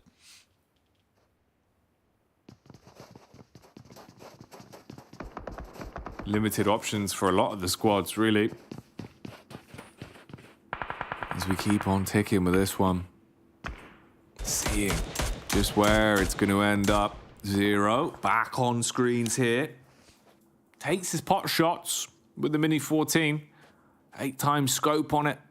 A long old distance to be fighting from, but he's at least able to inflict a bit of pressure, a bit of paranoia back over towards the Nameless. Meanwhile, Ruda found again as we see the swoop in from NEXUS, with Redox closing the gap here. This is NEXUS's last man in an awkward 1v2 final stand. His feet have been connected onto by Elementrix. He can go for the revive as well, but he's a little bit timid about it. Doesn't want to do it too quickly, knowing how close people could be. And the blues coming in. You've got a bout that's going down here as well, with TUNA and co scrapping their way through. Dark Project eating bullets. Meanwhile, the Nameless forced into a fight versus Shockwave as well. 0 with a flick up, not quick enough. He goes crashing down as Dark Project have contained the situation. No, she's nade, could be a difference maker, but it's off target. Yeah, this is a massive engagement between these two teams, and these nades have to be good, but he's throwing them all in the wrong direction. Has to start knocking them over towards the blue because they're obviously not still that far outside. Kespo cannot get these players back up in. The circle's still just going to continue to push, and he realizes he has to just leave. Might be a chance here for maybe a couple of the TUNA players. No Sheet. Oh, Sheet. Yeah, that's decent. It was decent. Kind of a crazy rotate, though, from Kespo, I won't lie. I think he just forgot that TUNA existed. Yeah, I think at that point, kind of thinking they stomped them all out. Didn't really feel like TUNA should have been able to get back into it in that manner, but No Sheet makes a good move. Steals it away. KASIK team. It's just been one man, just Skillsez, for so long. He gets the stim off and heals up. Still get a backstab, though, over towards Shockwave. I don't think they have any idea that he's currently here. And he has to wander in eventually. Aza drops down. I don't know if he's seen him. He will just be looting, so he's got completely no idea. It's a nade here from KASIK. Skillsez can hit one. It's going to be really big. Yeah, Aza just has no clue. Good first initial shots. Won't take him down. Now Scars moves over towards Skillsez themselves. Ooh, pre-firing already. Wow. Did not miss a beat on that one. The pre-fire into the engagement bodes well to instigate the fight, and Shockwave finally clean up on what remained of KASIK team. Skillsez being taken out of commission. So 4 squads remain then here into the 8th circle. Shockwave, TUNA, No Mercy Warriors, and Alpha. Not the usual suspects by any means. A completely different lineup we've got on our hands here. Some of the squads that have maybe had a bit of a struggle, some ups and downs in both Shockwaves and Alpha, supported by the new kids on the block that have been getting some good play days under their belt in both TUNA and No Mercy Warriors. Rough for Obito, though. Exposes himself early from the unfortunate position he was in, and he has been absolutely decimated.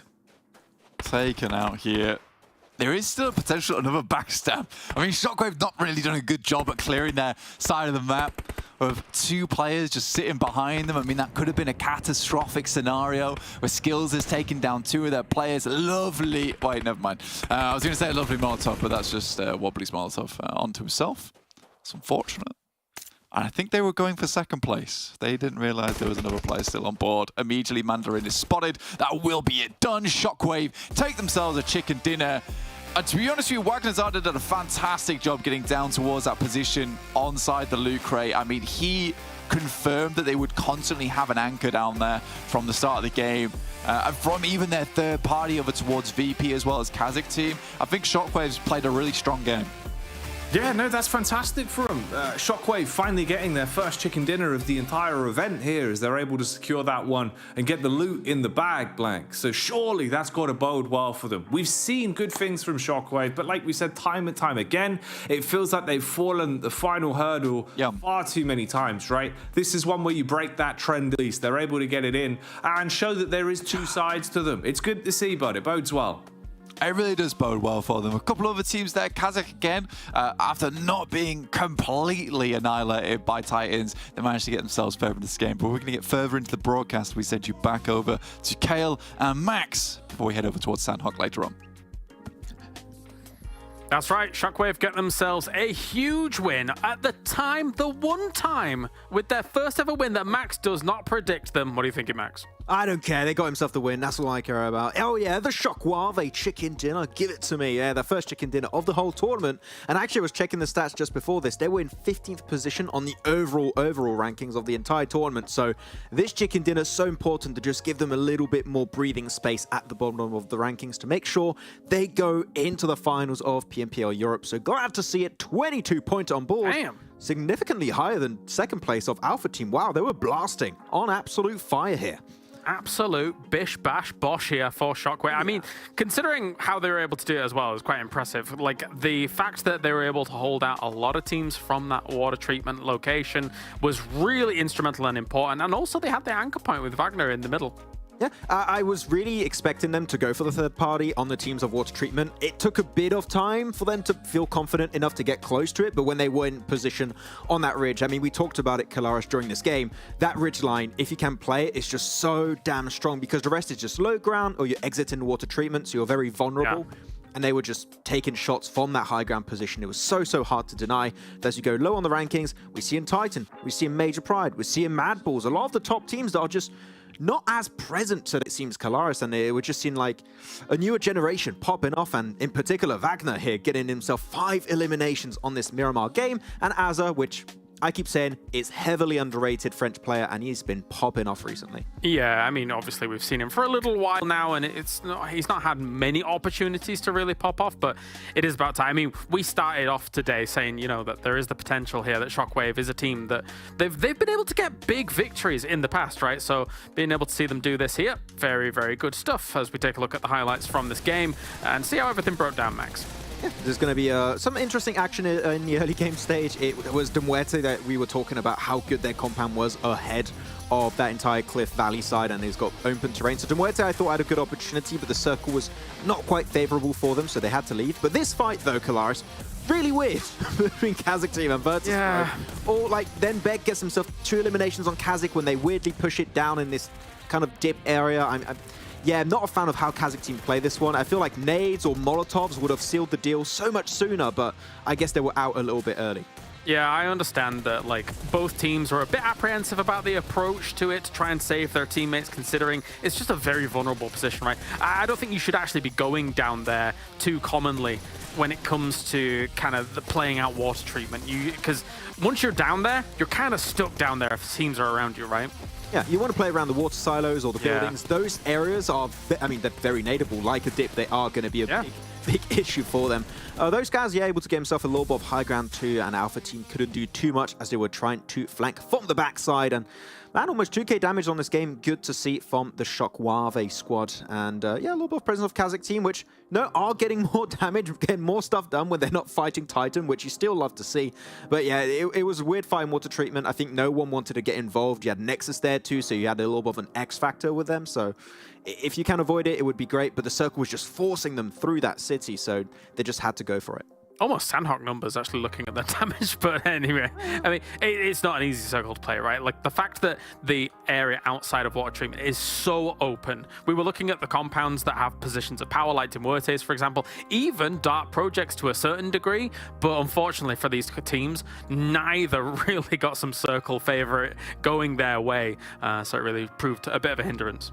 I was really hoping to see Dark Project do good things because they were in a position where in the Valley side they were very safe. You can hide cars in between those few buildings, so you can transition away if you need. And then they go into Tuna and they send it pretty much one by one. Kalaris, we've seen many times that this is not the best way to breach it on Tuna, so they just get picked up down to a single player. I think it is, who was it, Kespo, and then he just forgot Tuna were there and he just got backstabbed over the ridge. So weird push from Dark Project, so hopefully they can rethink approaches like this, because if they push as a 4-man team, Tuna was split, I think they win it pretty easily, but you're just giving it for free pretty much to Tuna.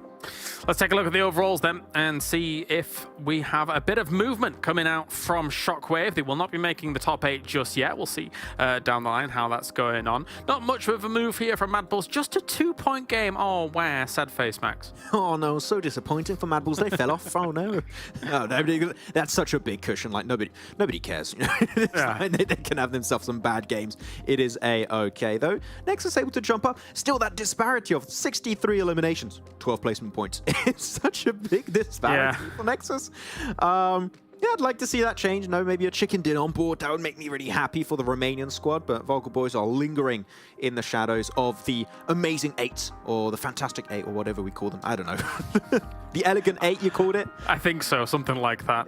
Yeah, regardless. Let's see where Shockwave's wound them up then. It's in 16th place after that, which it's still not enough. Still need to move on up here, Max. I know, I sounded like I was being sick. I apologize. Oh, yeah. It was very on brand. But yeah, SBG had Shockwave, the French squad's a little bit of a struggle bus at the bottom of the rankings, though. No movement. And I'm still not seeing Rolkis alive a lot of these matches. Not sure what's happening there, but the unicorns of L's, it seems, yeah. Yeah, rough. Again, I mean, similar to kind of what I've said about other teams, right, where I would like to see teams kind of stick together for a little bit longer to try and build that synergy and try and build something into it. It might also be unicorns. I'm not sure, though. It's difficult to identify it with this team. It's good to give a chance for players that clearly are playing for the first time in like a PMPL or a high-level setting. PUBG Mobile Esport, I can appreciate that, but it's not going to do anything if you just change a roster heading into 2024. And seeing the position they're in, Kalaris, chances are they're going to go through relegation, so that's where you can try things out a bit more if you want. So they're going to have to go through the trials very soon, yeah. That's a scary prospect, but what's not scary is the socials giveaway that we're doing at the moment here that good old Maxman's covering over on the end. The shark cover is really cool. Go and get that if you can.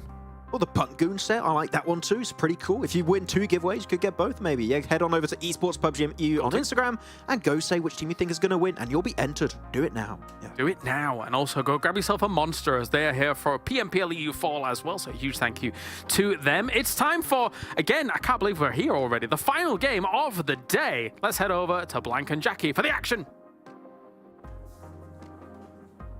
We've breezed through it, Kalaris. I don't know where the time's going. It's just so quick. What was that? Was that you breezing?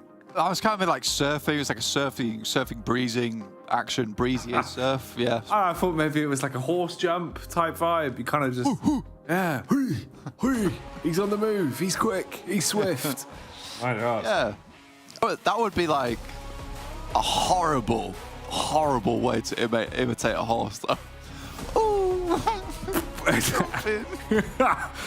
the noise of the horse as well. That's what they do. Yeah. Ooh. We're jumping into the final game of the day here on Sanhok. It's MADBULLS at the top with 143 points and Gladiators with 90, tailing behind. Titans somehow still 79 points despite feeling like they're always dead for them and they're making crazy plays, but they're still eliminating those opponents, which is the main thing at the end of the day. Max brings up a very interesting point though, Mr. Jackie, that 63 elimination points to 12 placement points for Nexus. What is that all about? That kind of really feeds into our own storyline that they can attack, but the rotate, not so good. Need to improve there.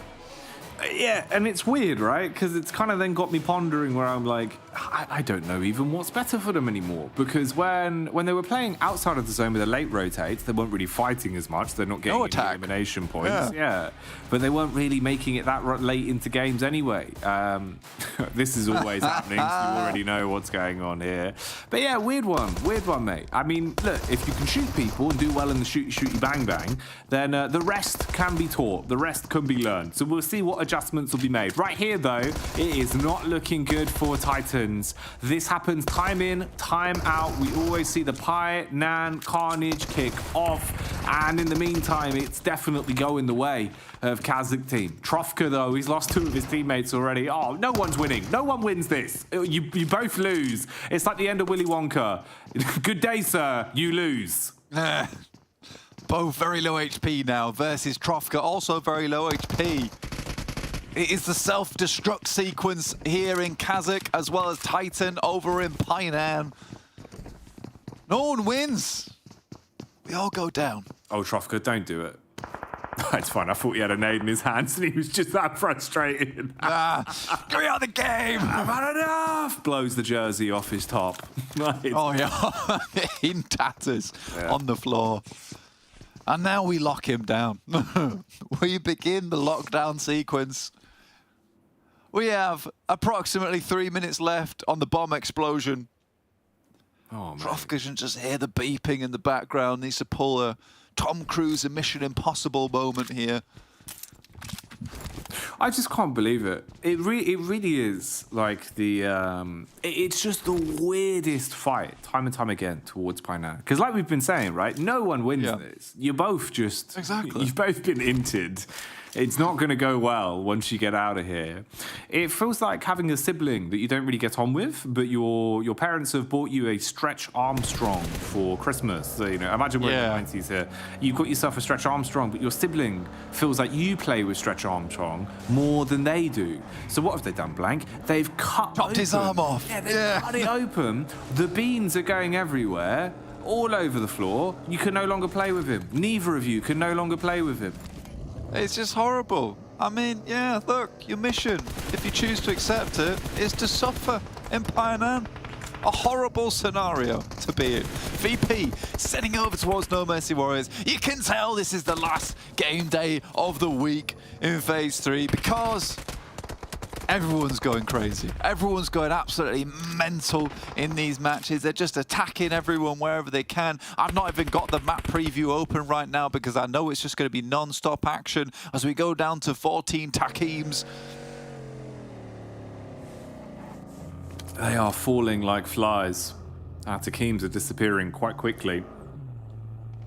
Sad to watch as well how basically every squad is bubbled up to the brim, mate. They're looking good. You know, everyone other than No Mercy Warriors sat pretty on 4 players alive. Who isn't? Both Titan and KASIK off the back of their early scraps. Not nice. Not good to be in. This was the TUNA versus Unicorns of Love fight. Obviously, historically, we've set this one up many times. Fish and unicorns do not get on well. They hate each other. You know what? I love that the production team just gave us a replay. They didn't bother to show it on the screen because the production team knows that Tuna's not losing that fight. We've seen it so many times at this point. There's no point watching it. We know the outcome. We'll just give you the highlights. We'll give you the highlights. Thank you, production team. You're the best. You can't beat the mighty TUNA, you know? As legend said, Blank, the TUNA that makes its way upstream will turn into a dragon. Yeah. The great blue dragon. Yeah. Blue eyes, blue white dragon. Grade A TUNA.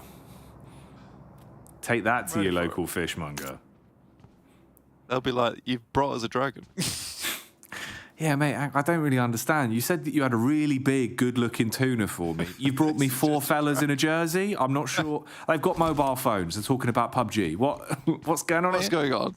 I can't sell these. There's been a miscommunication. I thought they were a fish. I'm sorry. Anyway, back to the game. I'll tell you what, those Blank, these stats don't look fishy. They don't, no. I mean, ooh, I had a second there. I didn't quite catch you had the 3 limbs. What about you, Jackie? Did you catch it? I did not. We both didn't catch it. If you caught it at home, reel it in. Up in the chat now. Tell us that you were paying attention. Because unfortunately, we were trying to zone in on everything that's going on around the map. No. We were trying to figure out what's going on around the map. Thinking about fish. Thinking about fish a little bit. Just a little bit. Ooh, tell you what, we do get to focus on a bit more fishy-related banter here. Ooh. Alloy! Oh, Oh, that reeks of fish. You have been slapped by the fish, cascaded out of the map by the fish. They couldn't handle it, Blank. Oh, mate, that is just right across the face. There's drool and dribble going everywhere. KASIK Trofka tries to get things done. Blasts the death crate as well. Trofka still stood up in defiance as he dies. Oh, mate, you love that Icy with the body hurt, just spamming into the death box at the end there. God, it is such a frustrating bout between those two. It seems like Titan and KASIK team at this point, you know, they've got some narratives, they've got some stories to tell about one another. Many times we see them go head to head. Unfortunately for TUNA, it's not as easy as swimming upstream, as they are being picked to pieces now and then, losing one of their players for good as the main man is taken out of commission. Purple as well. Wow, he has been slapped down by Furia. Yeah, some good shots there. I mean, overall, again, another weird fight. No one's winning this one in Sami. Everyone's very far away from the zone, the circle itself. MADBULLS are going to hold you out if you make the full north shift up towards this side. We do get the Northwest Island, kind of the more important thing going on in the game, but there's just been so much happening around the map. We've not been able to really talk about it. Gladiators once again with another chance at a sweet, sweet chicken dinner during this game. But a lot of their elimination points feel to be already going out the window, Jackie. Sent over towards the wayside because players are leaving. Players are leaving. Left, right, and center. Yeah, it feels like this game's actually had the most consistent rate of eliminations, ROE rate of eliminations, that is, coming in consistently. Nice, yeah. You know, we're hitting a good average here. It feels like every time you look up towards the top left, someone's falling over. Here, SBG seems to be on the receiving end of it, and potentially the MUERTE as well, as you've got the push up from Purple, trying to fight back, frustrated about what Furia did to his team a few moments ago. Purple now turning to red as the Molotov is dashed towards his feet. Corker holding and waiting for contact, peering over the edge of the smoke. Somewhat split in terms of the setup. The Elim feed has not stopped either. You are damn right in saying this has been a hell of a scrappy game so far. Consistent bloodlust being displayed by every squad, it seems, with the numbers thinning massively. SBG have one player left. No Mercy Warriors have one player left. TUNA Esports might not even exist after this fight, as the MUERTE are turning the tides on them. The prophecy of the Blue Eyes White Dragon just not coming to fruition right now. Purple is going to have to go full blue on this one. Look over towards Furia. Calm him down. Give him a little bit of a bedtime story. Make him happy. Because he's just furious right now. And Purple and Noshi extremely low. They're in the red. Oh, we're getting all the different colours right now. Ooh, Furia leaving Purple, black and blue off the back of the contact. Milky Way, can he stand strong? He can. Bypasses what's thrown at him from TUNA. Denies the mighty fish and goes for the res as he will get his teammates back in the fight, topped back up and ready to keep this one alive. But look how fragmented and how decimated a lot of our squads already are at this point. Nearly half the lobby dwindling down to sub-3 players. This is outrageous, the amount of fights we're seeing time in, time out. Mate, look, perspective. You know, half the lobby, 32 players. We're down to 38. We've not even got through stage 2. What's going on, guys? This is not acceptable. The Nameless even zooming past MUERTE right now. They're likely to get shredded to pieces on their way in. Milky Way drops a little smoke. I don't think it was necessary, but yeah, I don't think it was necessary. He's just smoking for the smoking sake. That's not cool. Vintage Milky Way. Smoking. Yeah, just throwing out those unnecessary smokes. That's what he's known for. Bit of a wacky guy like that. Yeah, wacky, silly PUBG mobile player. Yeah, had 10 years of professional piano outside of the game. It's why he's so quick with some of his movements. Not sure how that ties into the smoke grenades, but we'll move on. At this point blank, you can see the movement coming on up, everyone getting closely grouped inside of the zone. MUERTE, of course, basically already in the zone. We're all dead.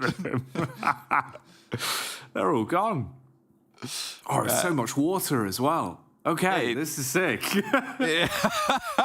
Yes, more of that, please. But yeah, it's a difficult circle. It's made less difficult by the fact there's not a lot of players left. So, you know, at this point in time, usually it would be a case of so much area is already taken that you can't really find your way in. Luckily for a lot of these teams, because there is so little players left remaining, there should be a lot of open spots. For instance, Titans take this compound underneath Northwest Mountain for free.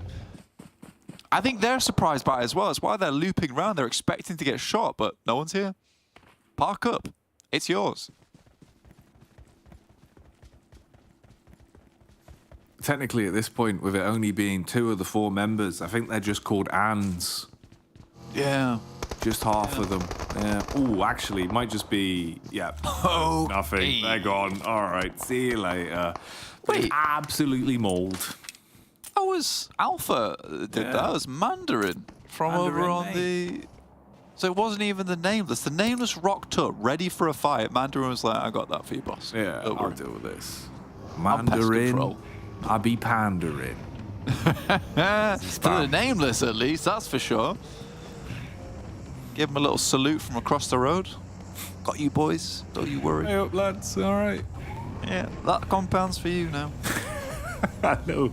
You made this for me. Pre-Christmas gift. Very early. Nice. Yeah. It is polite of him. This is the sort of guy that Mandarin is, you know? He's a good guy. Looking at the circle that Hattin is chock-a-block with players at this point in time. Dagestan currently playing the sneaky little angle on the outside. I don't particularly like the compound that Dagestan's playing. It's pretty rough to find those angles over towards VULGAR. There's limited windows to actually play off the back of. However, it's pretty... Oh, God, it's pretty safe. That's not safe. Vehicle was so shocked. Wow, he was so startled he went flying. Yeah. Man, I mean, honestly, I felt like that vehicle in that moment. There was an up and then a very sudden down. MUERTE, gone. Yeah, it's basically a supply drop for the guys from MADBULLS. Very nice. Pleasing. Just chucking him a bone. It's a great rotate from MADBULLS as well to be able to get here. But again, a lot of that comes off the back of the circumstances of there just being no one left. Everyone is gone. But there is still shots going up towards them. We'll have to still be a little bit careful. Gladiators should understand there's a team down here. Maybe Matic can find a cheeky off angle towards his position, or potentially even Meku. Next circle will determine basically the pace of the game, because no one's had to move. No one's had to do anything. Everyone's very comfy in their spots. SBG still living on. This is going to be putting a bit more of a focal point over towards that the love heart area of the Northwest Island. You can see it. I hope you can see it. I would draw it on the old telemostrator, but I'm not going to here. But over where the loot box is, that's kind of a nice position to play. It's where Gladiators would usually take early on, but they've been suffering to fast rotates from other teams, taking down the 2 players that do head towards that position. So potentially a rotational path for them there. Meanwhile, seems like SHOCKWAVE stuck a little bit inside of the spin cycle as they're getting cleaned up by VULGAR boys. Been able to find a nice knock onto them. VULGAR boys playing very confidently with their setup as well, somewhat split in basically 2 duos.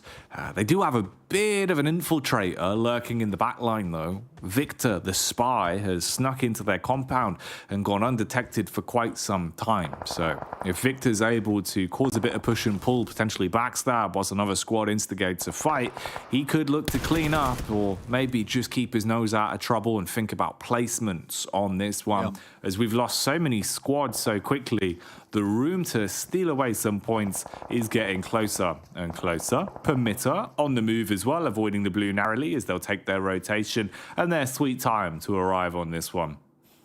Yeah, you can kind of see as well why I mentioned that Dagestan compound just isn't all that good. You can see there's practically just that one angle on the door side. So it's very easy to see where you're going to be getting shot from. It's not a case you have to watch multiple windows, just that one door. You have a look at it now and again. You can find yourself some shots.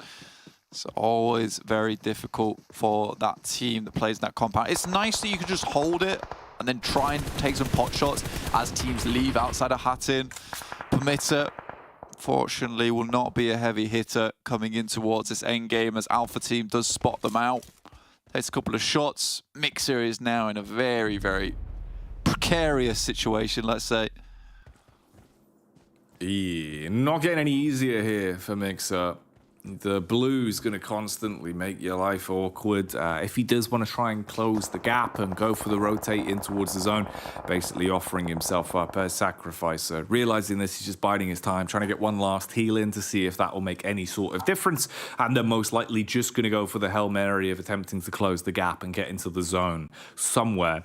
No matter really where he takes this, though, every edge is covered with both VP, Alpha, and even the Nameless down towards the wayside there, covering your entry points. So not going to be easy. Life gets a little bit harder for Gladiators with the way that the zone moves. MADBULLS still going to be content. But Dagestan are right there. And Gladiators actually opting to go for a fast rotate onto this one. They've gone straight in.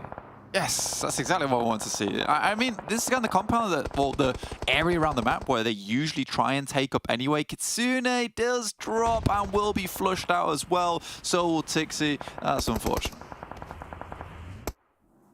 Look good on the minimap. I was happy for a second, yeah. Mate. Yeah, it's not worked. Just overzealous on the peaks as well, running the crosshairs and just getting absolutely swung on. And NEXUS still alive though, mate. So there you go. Assault back onto Fleek. Ooh, instant trade. That is so annoying. Why have they done this to me? This was a clean rotate. It was easy enough. You can't just send it. I think they had to barrel it maybe last circle, realistically. Again, it's a great play from MADBULLS to get here as early as they did. VULGAR now moving out over towards Dagestan's compound, easily shrouded off by the smokes here. Makes it easier to get nice and close towards them. It's Takimi who gets blasted out of the way there by a lovely nade. Mixer will die outside in the blue zone. Our team's really starting to drop quickly again now. The pace of the game revving up once again as VULGAR boys are also gone. And you can see just how much red there is filling up on the right-hand side of the screen for a majority of these squads. So many players on their last legs, lucky to be brought back into the games. Quick rotates coming around now as well. If it didn't work the first time, what makes you think it's going to work the second? Come on, boys. I mean, they're giving it a go. I mean, they're in. Okay, never mind. You know, let's see. Respect. Actually been able to close the gap a little bit. And Tixi's still alive as well, so 2 Gladiators is better than no Gladiators. But Dagestan, whoa, they have made Shockwave live up to their namesake because they feel the reverberations of that nade, blowing them all away. Alpha also out in 8th, and goodbye SBG. We're losing a lot of our squads quite quickly. Not much room to play on either now. Everyone awkwardly grouped upon one another. Dagestan, MADBULLS, VP, the Nameless, and GG all head-to-head now then. Interesting finish here. So the Nameless, maybe they get the second chicken dinner of the tournament right here, right now. But Dagestan, honestly, not an easy compound to play off the back of. Not an easy compound to control so many teams from. Really great nades. And honestly, it's just a case of taking shots at opportune moments. The Nameless will see them, though. They're going to have to use a lot of smokes, but there should have been a lot of death crates in that area with a huge amount of utility on board. And still having the vehicle. It is just one vehicle. No one's spotted it as of yet, but if that goes up in smoke, then that's the entire team down. Zadira losing his life on the close quarters contact. Zerich as well. Oh, man. It feels like he's starting to rev into some of these, looking like he wants to swing and clean up. Zerich normally so good in these sort of moments as well. Can thrive in the chaos here. VP down towards the ridge side, tucked in, very close, mirroring the sort of setup we're seeing from Dagestan as well. Just the benefit to them is the fact they've got all 4 players alive on top of the hill. That's where the Nameless are lurking. It feels so cruel because the Nameless realistically should be paying a bit more attention over towards this side of the map. However, they're just going to leave him alone and just let this fold out on its own terms. Tixi with the DBS, a lot of players to deal with, continues to swing over the top side. Just Matic now remaining. Might be able to get a huge nade over the top, but his position is known. We'll extend it through the middle, get the air burst on it. Does a huge amount of damage off the back of that. Swings up for a little bit of shots, and it could have been so good, but they held him for too long. And now MADBULLS up here, 4 players, the Nameless. They're not going to know what hits them. They didn't even try and third party over towards that. That would have been an opportune moment. VIRTUS.PRO, they're ruined in their spot. This is where you need to be watching. Uh-oh. Zone coming in, no other opportunity apart from the full frontal assault. They've got to bypass the barrage of bullets that's coming their way. Is Dagestan deny this rotate from VP? Elementrix though, swinging like a shaman, strikes on the first as he'll take him down. Reply back, it's not clean enough from Dagestan, but it won't matter. Saved by the bell as the zone will deal damage. Keep not able to find anywhere to tuck in on this one either. Shifu goes down. Madagod and co absolutely eating bullets now as the Nameless are crumbling in the final fight versus MADBULLS. There is at least a reply. Potential for the dream to be kept alive here, but it is not going to get any easier. Last player alive, Flique pulls the pin. He looks on target. He's locked in. He's zoned in. Nade over the top. Does a good amount of damage. Takes down Beast. Just one player remaining in 0. This lad is not going to be the hero here as Flique, the villainous. They've closed the gap, closed the distance. They shut down 0 and snatched the crown back, taking the final chicken dinner of today's playday, of this week as well, with the sweet cherry on top. MADBULLS, they don't need any more points, but they still keep getting them. They just love it. They love it, Jackie. It's crazy. What is happening right now? It's so good to see. And honestly, MADBULLS, they deserve this. They deserve all this and more. Their streak has just been upwards. It's been stonks all the way, mate. And it's amazing. I'm so glad to see it. I'm so glad to see it for MADBULLS. Back in the day, this was a team to be feared. They got a little bit too overzealous with it. They got a little bit too overconfident. Now they're bringing it all back together. They fixed it. They patched it up. And now it looks like a full-on proper thing. It really is nice to watch. You can see all the improvements for the squad there. Individually, the mechanics are looking at an all-time high. They're thriving in a lot of these fights, Blank. It's just given us an awful lot to be impressed by, and I'm glad to see it. I think MADBULLS, you know, even when they don't need the extra points, they're still squirreling them away, so they are in good stead.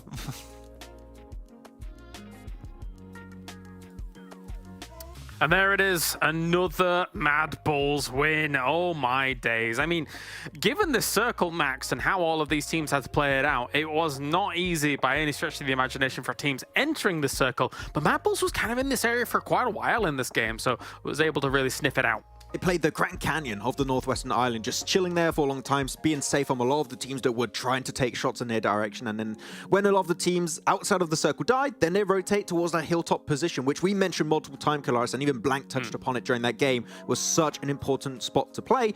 And off the back of this, another 20 points. We talk about this so many times. They're just they're just a chicken dinner cartel by now. They just got all the chicken dinners for themselves. And good to see a little bit of presence of Dagestan here as they, I mean, you predicted them rightly so, Kalaris. They had a strong position north and they cleared all the remnants, leaving Hartin. So good on Dagestan to capitalize on such a strong position. Yeah, but by the same token, they needed it to go the compound's way, right? If they were going to get the win. They like to be able to transition and not take any casualties up against that cliffside is very fraught with danger, and we could see that why they were going to collapse after all was said and done. We've got our 9th through 16 as well, as actually for a game pretty spread points-wise. It's a very Sanhok game, as is to be expected here, Max, in a scenario where we're back up on that Northwest Island. Yeah, I think Blank and Jackie touched upon it. We were down to about half of the lobby size in start of phase 3, I think, which was so quick. And Zerich also very quick on the pivot this game and getting himself 4 eliminations, just under 850 damage on the match. Yeah, I did not think they would be able to transition very easily from their position, but they just waited out, wait for all the teams to do their move, and then they transitioned smoothly around the side. And they were in a very scary spot. Like, Flicker here gets spotted away, but Frozen, this one shot was mental from down below and just surprises that one play of Gladiator. Yeah. There's just fights and rotations they should not win, Kalaris, and because they're just so efficient at how they play their game, they just win things that should not happen in the first place. I like how Zerich, of course, is able to pop off in this last game, realizing that maybe his MVP rank from the last 2 days is up for debate. So we'll see later on who's going to be that MVP here. But VIRTUS.PRO, as you say, a little bit slow on the uptake over on that east side. Unfortunate, considering that I think that they could have exploited this terrain a little bit better than they ended up doing, which was non-existent. Yeah, VIRTUS.PRO over on the east side. No rotation, though, from the eastern side. And They could have got for the mountaintop, but they've so slow. They allow teams like the Nameless to leapfrog their position, which I don't get it. If they were there so much earlier, they could have very easily, I think, gate-kept teams like your Gladiators, like your Dagestan, like your Nameless later on down the line. But I feel like they saw the opportunity, but they heard all of that fighting, that they were just a bit anxious to go for the push themselves. But VIRTUS.PRO, we saw in the past, they have the fragging power to hold positions like this, so I hope they're not going to second guess themselves too much and just go for it in the future. Let's take a look at the daily winners then, as we have once again another MADBULLS double on the day. They start the day, how they finish it with a not back to back, the bookending of chicken dinners. That's the one. Meanwhile, though, in the middle of the day, Max, we had quite the shake-up. That's actually a very low damage chicken dinner coming out from the Nameless, but it's a chicken dinner nonetheless. Yeah, I mean, the MADBULLS double win, nobody cares. Nobody cares about the Nameless win, or even the French win. I know this is weird for me to say, but we got the VULGAR boys chicken dinner, and I predicted them. This is amazing. Hooray. This is the best game of the entire tournament. They're the best team by far. No, good presence from them. Good to see them trying to be a little bit more aggressive, zoning their position on their sweeping edge playstyle north of Lumberyard. We said multiple things about this team. We saw good presence from Tresley, which I think was one of the most silent players for VULGAR boys. And I'm going to spoil it right now. My prediction is going to be Foopsman for MVP of the day, because that was a really good game. We'll see. Foopsman. Foops. Oh, yeah. I have absolutely no clue who is going to be the MVP. I was going to pick a MADBULLS player, but I don't know. It's Redox. What? 12 limbs, that's really... I mean, to be honest, no placement points. We never see them reach the late game, right? But they get eliminations and damage, so you know Wait what? a minute. Sure, that's fair. It just makes sense with the DBS. Oh, yeah. Okay, well, I mean, yeah, I get... He's been solo a decent amount of time, too, yeah. This is one of the more surprising MVPs of the days from the entire tournament, I think, Max. I mean, you have Zerich, Redox. It's a weird transition, especially when MADBULLS have had 2 wins. And I just loaded the stats. Yeah, he's actually up there by a significant amount. And then Foopsman is second. Oh, I was close. Oh, well. Does make you wonder, because we started the day off with obviously talking about NEXUS and a little bit of an improvement from day to day. Maybe it's even more. I'm not sure. I don't know. Zero is top 3 of the day, actually. So we're seeing Zero of TUNA really popping off this phase. Damn. So good job, Zero. 70. I like it. He's on fire. Yeah. All right, let's check in with the overalls then for the whole tournament. It's phase 1, 2, and 3, and see what's going on there for that, because we've got ourselves a lot of points that people are garnering here to try and push themselves towards a position where they can get extra bonus points for that final, Max, which is always exciting. But I don't know if anybody's going to be rivaling MADBULLS up to the top, considering they've just got the more wins. I mean, of course, that means the PMGC rankings are going to be even more in their favor. It was a 1-point difference. I think it is way more than a 1-point difference now when it comes to PMGC. And oh, yeah. I mean, what, like about up? Well, what is that? 103 point advantage for MADBULLS? That's silly. That's just mental. 16 chicken dinners. They got 16. They got 16. Like, that is insane. I don't know if there's any new viewers at home that just started watching PUBG Mobile Esports recently. You would rarely see over the course of an entire season a team get double digits, even less 16 chicken dinners, and we still got half a phase, and we still got the finals, Kalaris. They could be at 20 plus. Yeah. What? I'm wondering what a record is in a season like this for PMPL EU, right? Like, because that's gotta be either it or getting close. That's ridiculous. I want to do some research, actually. Is this a game, like, is this a record we've got for MADBULLS in a season? I think it might just be. I've never seen this high an amount of chicken dinners. Insane. Oh, my word. Totally insane. Well, so far, 103-point lead over second place for Gladiators here in our top 8. Now let's take a look at our subtle 16, as we've got ourselves No Mercy Warriors down towards the bottom. Still no wins on the board for No Mercy Warriors, unfortunately, Max.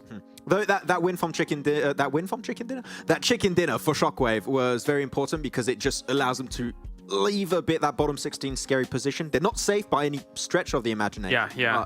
It allows them to somewhat secure a spot in the finals pretty safely if they just don't mess up massively entering the second half of the phase, because they got such a big lead above No Mercy Warriors. So they should be fine. TUNA Esports 2 with a big improvement in this second phase, especially from Zero, that's been impressive. But Yeah, I feel like we're not going to see a lot of changes on the bottom 4, bottom 5 teams. Yeah. I think we know which our 16 teams might be. At least 15 out of the 16 teams for the finals, for me, pretty much locked in.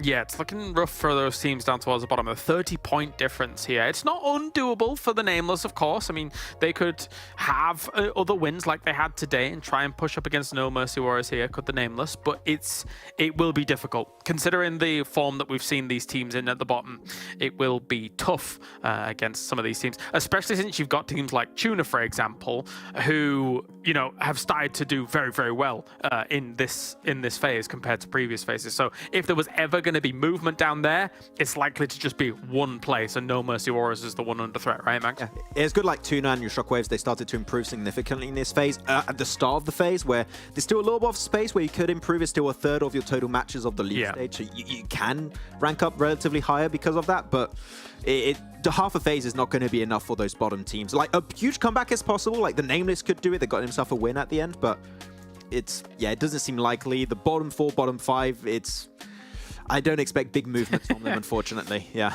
It'll be tough. It'll be tough. All right, let's take a look at our predictions, because I think all of us have been terrible today. But you know what? It's still looking very similar to yesterday, if I'm real. Yeah, no big movers out here on the predictions. Blank's still in the lead. Good stuff on Blank. He's on point when it comes to this predictions, but it doesn't matter, Kalaris, because Maxman, has got the Vulgar Boys prediction. So I win by default. Yeah. Blank's hair still catastrophic, but there you go. Still 1 point in the lead, but he's doing what he can, I suppose. He's trying. He's trying, bless him, with his little cotton socks. All right, well, Max, that does it here for day number 3. And actually, we're going on a bit of a hiatus. So any final thoughts before we finish things up for our first 3 days of phase 3? I'm hyped to see what's going to be happening at the end of this third phase, and I'm predicting right now, I am saying that we are going to be witnessing the 20 chicken dinner bomb from the MADBULLS at the end of the phase. Let's go. It's very realistic, to be perfectly not honest. that big a prediction, yeah.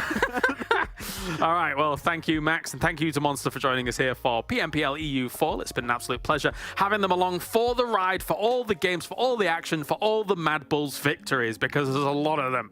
We shall see you same time, same place, in a few days' time on Friday, Saturday, and Sunday to finish out phase 3 and then move us towards that final, the all-important final, to see who's going to be the victor here in Europe. See you then.